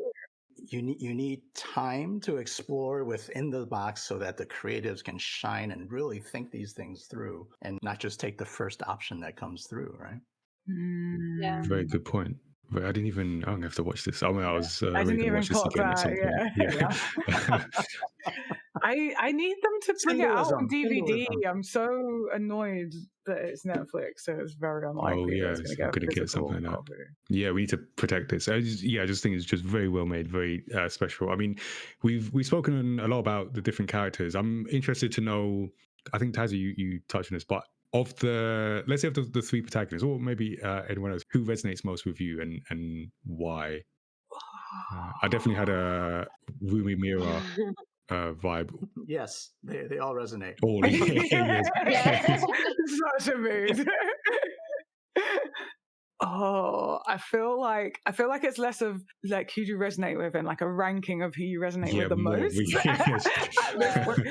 So I think Rumi is definitely up there for me, because I'm like mostly very like transparent, but there are like very, I don't know how to say this, there are parts of me that I keep really hidden, and the only like my closest friends know, and that I struggle with like embarrassment with, and like really struggle to share with people. And so like Rumi is deep for me. But like Zoe as well, like, oh my, like Zoe as a character, as who she is, mad relate. Like absolutely mad relate. Like her energy, relate. The food, the notebooks, and like she's like, I've got an idea or 100. Like that is like me. Like her energy is like so relatable. So yeah, like the trying to live both sides thing. Like I feel that, but like also I feel like Mira is also relatable. So Mira is definitely relatable. Like, and I think Jinu's relatable as well. And like Bobby is definitely relatable. So like just that there's relatability everywhere. I relate to Abby and Abs for obvious reasons. Yeah, goes without saying, would you? Just no reason. they made Gino a bit more like they usually kind of again. There's always that you want to make the villain, especially the villain that you're gonna have a romantic relationship, a bit more. You don't want, I guess you don't want to give him a flaw that is gonna be seen as really bad. And they just went there. They were like, yeah, he abandoned his family and his like really Yeah, Yeah. young he's the child. worst of the And, worst. yeah, and then you're like, yeah, it's not great. Yeah, but But then you that also song see you're though, like, we can yeah, forgive. yeah, and you're like, well, you know what people do. I guess I mean he didn't change that much, but it's like I guess that shows you the gray area of people is that they're both capable of great evil and great good. So it's Mhm. I like that they kind of went there and they're like you can still have this character who's very flawed and who's very conflicted, and you can still kind of and a lot of people will be able to relate because I think no one's perfect, right? And some things about yourself that might not be as easy to brush off and be like, no, that's just a personality quirk, or like, no, that's like we're all capable of like great evil. So this is kind of a great reflection of that. It's like, how do we move past that? Are we defined by our mistakes? And do we meet, does like one bad action mean that you are now condemned to be a demon? Or can you then hope to redeem yourself? Because he gave up. He's like been reminded about it one time and he's like, nah, I'm bad. That's who I am. And it's just, as an audience, you're like, yeah, you're pretty Yeah, bad. No. So But he it's has to like, believe in himself. It's like yeah. Rumi is convinced that she's bad without having done anything, but he's convinced he's bad, but he's done something really bad. Yeah. And they're both He have to social kind media of, himself. oh, He yeah, never let Yeah. himself forget that one mistake. cancelled. He cancelled himself. And like Yeah, true. Rumi, I think Rumi, like at least this is what I guess like the personal take from me is like Rumi's so desperate for Genu to redeem himself and to see the good, his potential good, because for her she needs him to. Yeah, Like, she I needs to show the need way. you I need you to Yeah. show that you can be good, because that means I can forgive myself. Like, you need to, like, it doesn't matter that it's taken you over 400 years. Yes, yeah. I just got here. Like, I didn't know about like, that. it's like I need you to show me that it's okay. Like, it's okay to have flaws, because if you can resolve your issues, then like that's easy for me. Like, I can follow that. I like how they gave him a little bit of a redemption with all those things, but they didn't give him the happy ending. Yeah, I love that. I love that it was a full-blown sacrifice. I love it it. was a full-blown sacrifice. For part of it, we're so used to kind of some of the more cheesy No, anime. You're kind of like, okay, well, is he going to come back? Like, did he really? No. Did he just no, he's just gone. I love a tragic romance. So my all-time favorite movie is Moulin Rouge. Oh Nice. my god, I love Moulin Rouge. Also musical, great music. Also musical, romance. But that is, if you've not seen it, I mean, it's literally in the beginning bit, but I've watched it with many people and they totally miss that the ending is told in the first like 5 minutes. Yeah. But that is an absolutely diabolically tragic ending, but the film makes me so happy. And I feel like it's not got the weight of tragedy as Moulin Rouge and K-pop Demon Hunters, but it's definitely like that, like along those lines of that kind of romantic tragedy of like, in the end someone dies. But then you get a resolution. I feel that's the thing with storytelling, and it's like good storytelling. Not saying everything has to be tragic like this, but there can be a fear to have a quote unquote bad ending where someone dies, and especially here in the West is one of the things I like about, maybe not all of them, but like Studio Ghibli, we talk about things like that where it's not all clean and doesn't end cleanly. Like if this was something produced, purely from a Western perspective, it might have ended cleanly, or at least with a kiss. I don't know, some fit that in somewhere. But this is like he loses, but he's learned and he's got what because there's like wants and needs with characters, what the character says they want, but what they need to achieve their goal, and he does that. He didn't want to remember anymore. Yeah. So he gets that, but he doesn't get necessarily what he wants. But he gets what he needs. Whereas Rumi gets both. So Yeah. I just really love when there's a realistic depiction of love, because love doesn't always mean that you end up together at the end. Sometimes might not, sometimes like things just don't align. And in this case, it definitely doesn't align. Needed to kind of save the world. Bigger priorities. Yeah. And because it's like another musical example, La La Land, a lot of people don't like that because they don't end up together. But it's the ultimate sacrifice of love, is to do what's best for the person that you love and for yourself at the same time. Like, maybe it isn't ending up together, maybe it is ending up dead. There's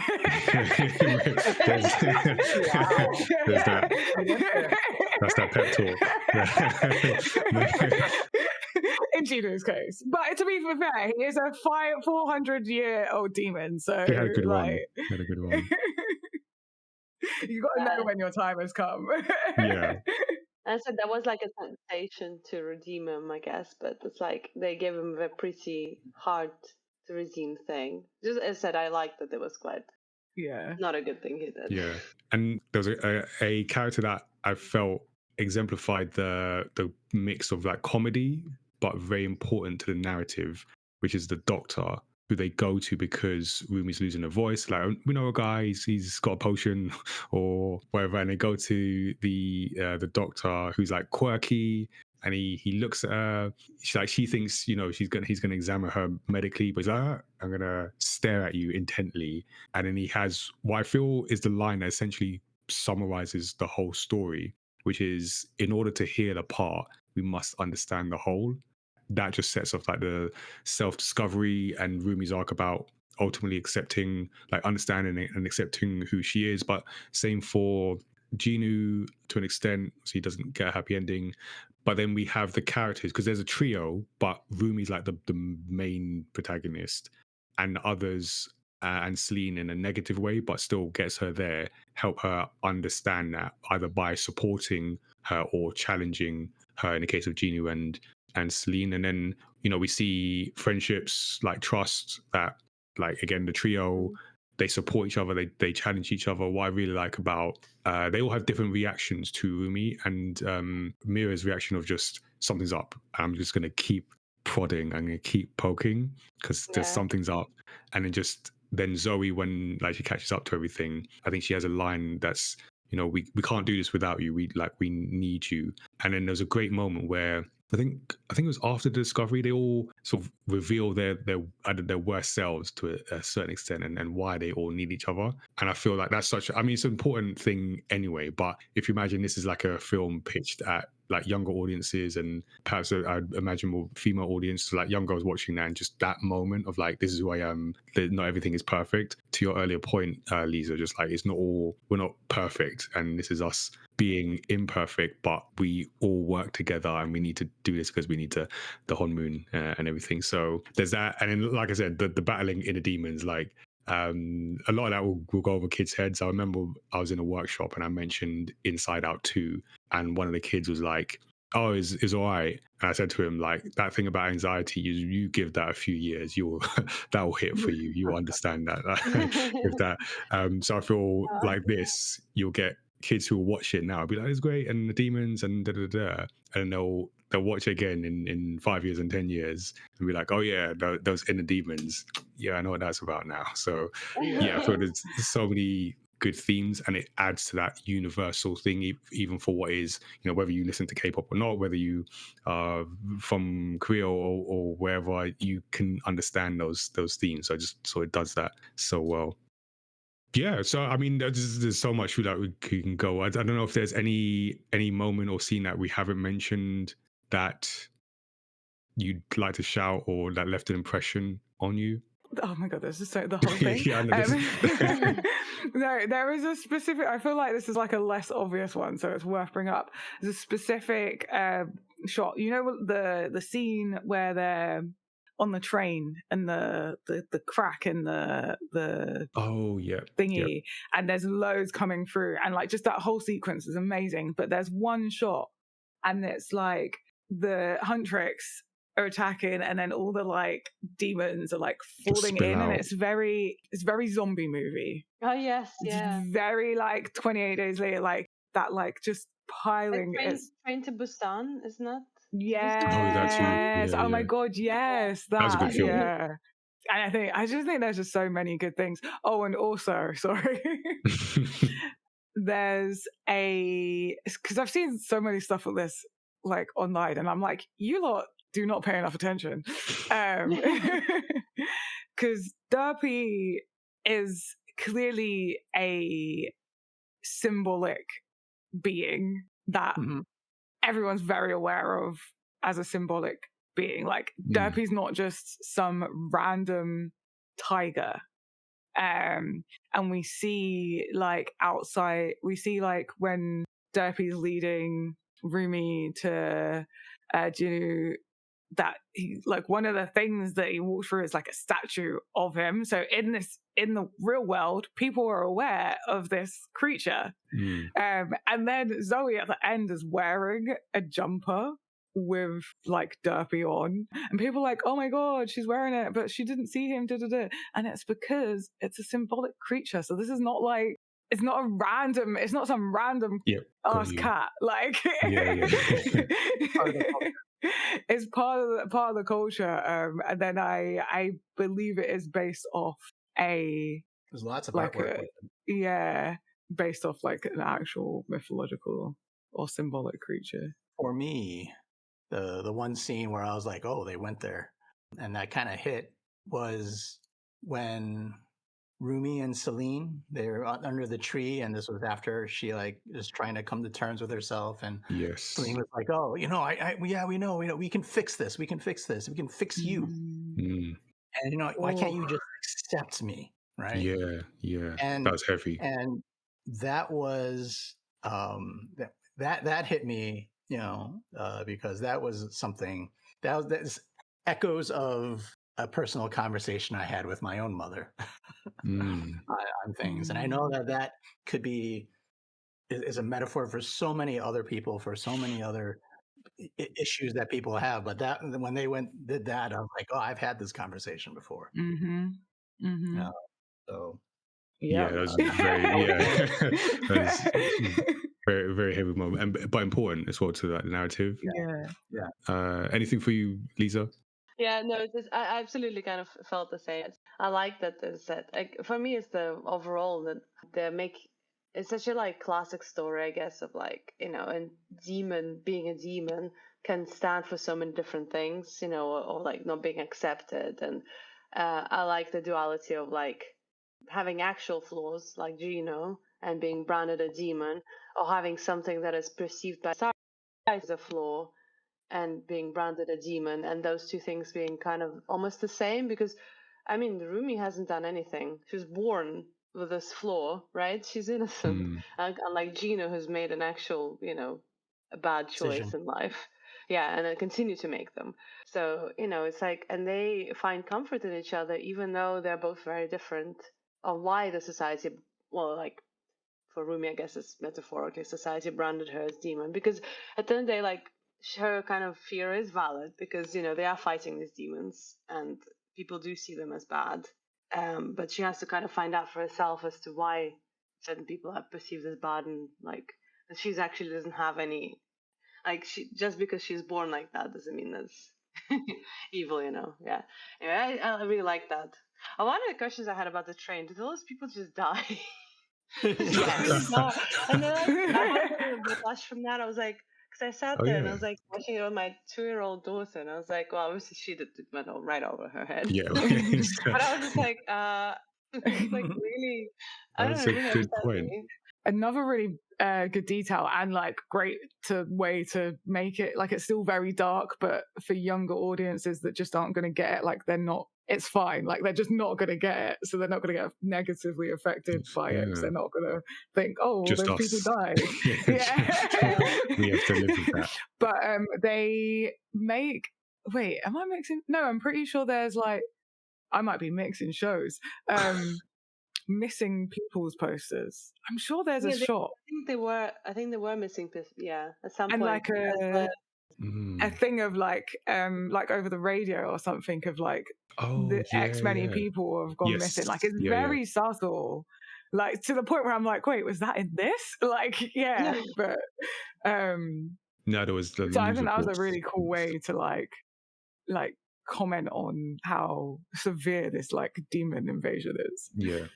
No, I mean, there's like so many from beginning to end. I think one like slight thing that just shows again this using the show don't tell, and I think for making stories, because the thing you want is sometimes you can, and I think of this because when we do workshops and particularly with young people, but other people can make this mistake is like the story's in your head and you want to say like this happens and then this happens and then this happens. I think I made a point in a recent one is like you don't want to do that. You want to this happens but, or things that are unexpected, or because you want that to keep that curiosity. So for me a good example is in the bathhouse when it finally got Rumi there and they were fighting, and then it's Rumi and Genie when they're not the first interaction but the first proper interaction and they're fighting, and her patterns are showing, and then he covers them up. So because they're getting close, and then he covers them up. And that's like immediately at that point you have questions like, why did he do that? What's going on? And that's how you get people. Because now, I mean, I'm already invested by this point, but now I'm like, well, I have to know, because why did he do that? What's his deal? And what is she to him? I thought they were against each other, and now I'm invested. My immediate reaction was, "Oh, he got a crush." Yeah, but even that, it subverts maybe the expectations you might have had. Because when they first met, he literally bumps into us, like, "Watch where you're going." So it challenges those expectations. I mean, but it's such a simple action, but it causes a lot of questions. So, I think for me it's just fantastic. I will end with a quote from Guillermo del Toro when he won an Oscar for Pinocchio at the 2023 Oscars, where he says, "Animation is cinema. Animation is not a genre, and animation is ready to be taken to the next step. We're all ready for it."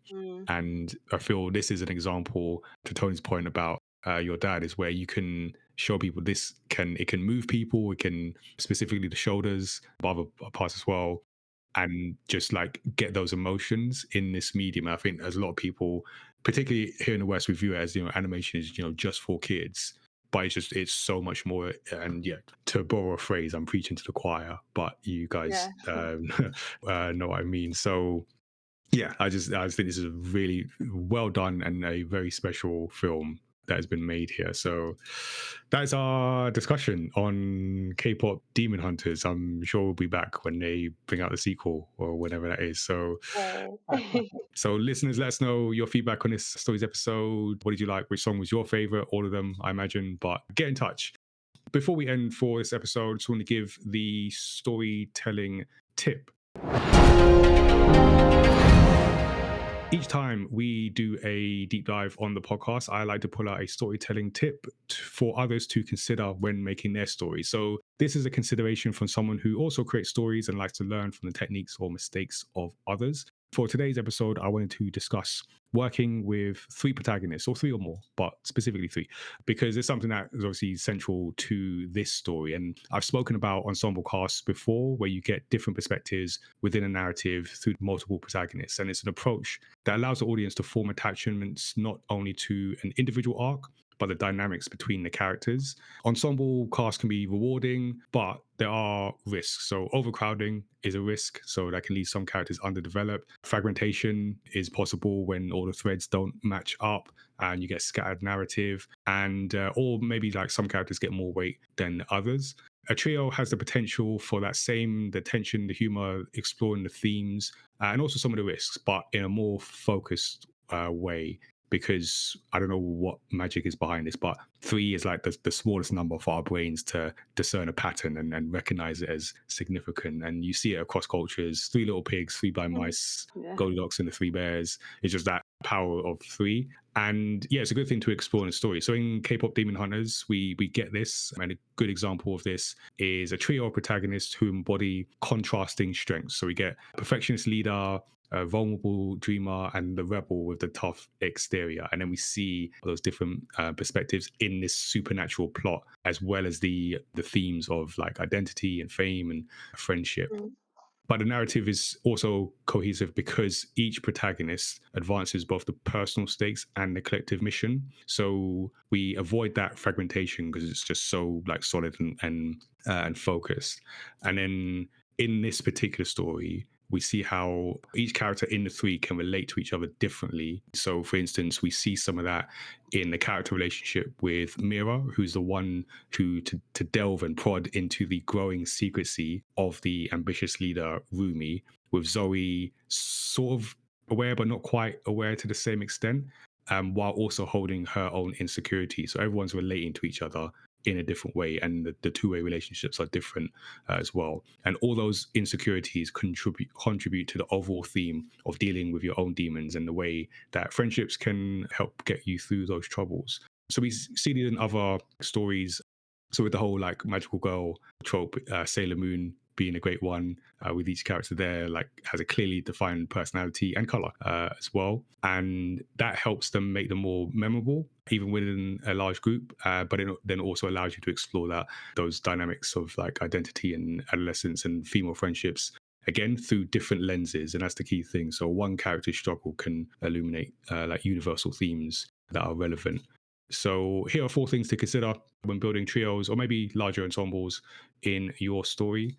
So number 1 is define a distinct voice. So each character needs to feel unique in their perspective and their interpretation of events. So if they've all got similar voices, it flattens the trio, and then it's like, what's the point of having a trio? So they have to stand out. So you have lots of examples. I've mentioned some. Star Trek, where you got 3, Kirk, Spock, McCoy, form a trio who are about action, instinct, logic, and emotion and ethics. And those contrasting perspectives allow the moral dilemmas that pop up to be explored from different angles, which I quite like. But they still all work together, and they are one decision-making unit. So it's about symbolizing that balance between the head, the heart, and the will. Number 2 is tie the individual arcs to collective goals. So again, all about coherence. One of my favorite series, animation, Voltron. So each pilot has a clear voice and everyone is quite literally working towards the same goal. So the individual arcs all match up to that. And that's a show all about like teamwork and everything. So it makes sense. Number 3 is get some structure in there. Structure is really important. We talked about putting people in boxes, metaphorically, not literally, don't put people in boxes. But yeah, so we've got some structure in there. I feel like Star Wars has its own sort of trio, Luke, Leia, Han Solo, who have different perspectives, but that's a story all within what is, I imagine, would have been quite a rigid structure of what is going on in this like intergalactic war. And number 4 is anchor all this in relationships. So it's important to see how the characters see one another. And I think that's the key thing. I again mentioned Dan earlier in this. You see what we're really invested in is the relationships and the dynamics between that. Avatar: The Last Airbender is great. You've got Aang, Katara, Sokka, who are like children when they start their journey. And to be fair, they're still kids at the end, but they've grown, they've matured and everything. And the dynamic between them and Toph, who is added later, changes. It changes how we, the audience, sees them through the events, but also changes how they see each other. And Aang and Katara are a particular example of like a changing relationship over time. So yeah, whether it's like magical girl anime, Western franchises, that trio is a good chance to present like different perspectives on your theme. And if it works, it helps the audience make a big investment in the narrative. Just need to be careful with balancing everything, but it can work. It's a cool thing. So that is a tip for this episode. If you are making a story, got a trio in there, let us know how you go about it. Give us a shout in our Discord, email as well, studio77@mymatter.com. Before we wrap completely, Tazziii, let's check in with our guests and see what they're up to.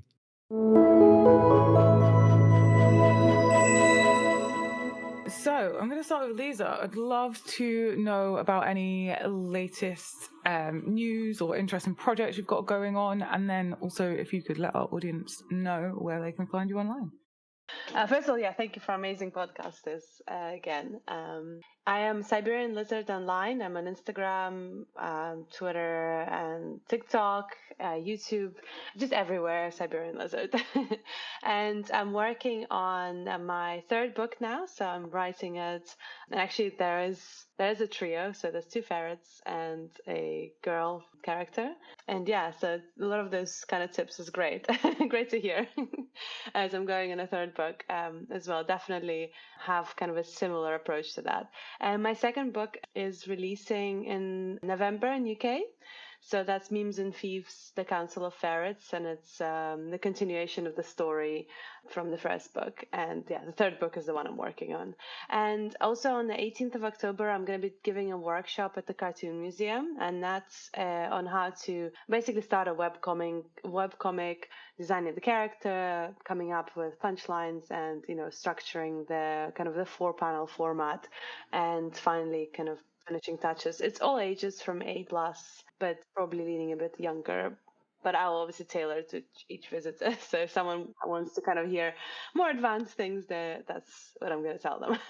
But yeah, it should be a lot of fun. And it's a Cartoon Museum, 18th of October. Yeah, and it's going to be great to see everyone there. And thank you. Yeah, thanks again for having me. Thank you for sharing with us. And Tony, what about yourself? Is there anything that you want to share with us? Yeah, I will be making my annual excursion to across the Atlantic from Chicago here. So I'll be in London Comic Con, Malta, and Thought Bubble in October and November. So looking forward to that and spending some time, let's just say, spending some time away from this lovely country of mine. And then I will have a book that I've been working on about a timely book about the Japanese American segregated battalion that fought during World War II while their families were in internment camps. And this unit became the most decorated unit of soldiers in U.S. history that many of us have forgotten about here. And so my watercolor graphic novel is almost finished now, but it should be done by the end of this year, and talking to some publishers and taking those next steps. But it'll also mean that there are going to be some big updates to my webtoon that I have for it as well. And that's the 440second, the number 440 and second.com. But you can find me if you need me. I'm Tony_Moy or Tony Moy on all the social medias. Thank you. Yeah, that sounds really moving, actually. Yeah, thank you for joining us today. Of course, thank you. Yeah, no, I appreciate everyone sticking with us and taking the time. So thank you very much. And if you enjoyed this episode of Story X Story, please do make sure you subscribe to the podcast and give us a 5-star rating and review, because that helps us get out there and get more. I was going to say eyes, but it's an audio podcast, so ears, listeners, fans of story discussions to find us. We're story creators ourselves, and you can discover our manga universe online. Head to mymanga.com and you can see the latest manga as well, Origins Against All Odds.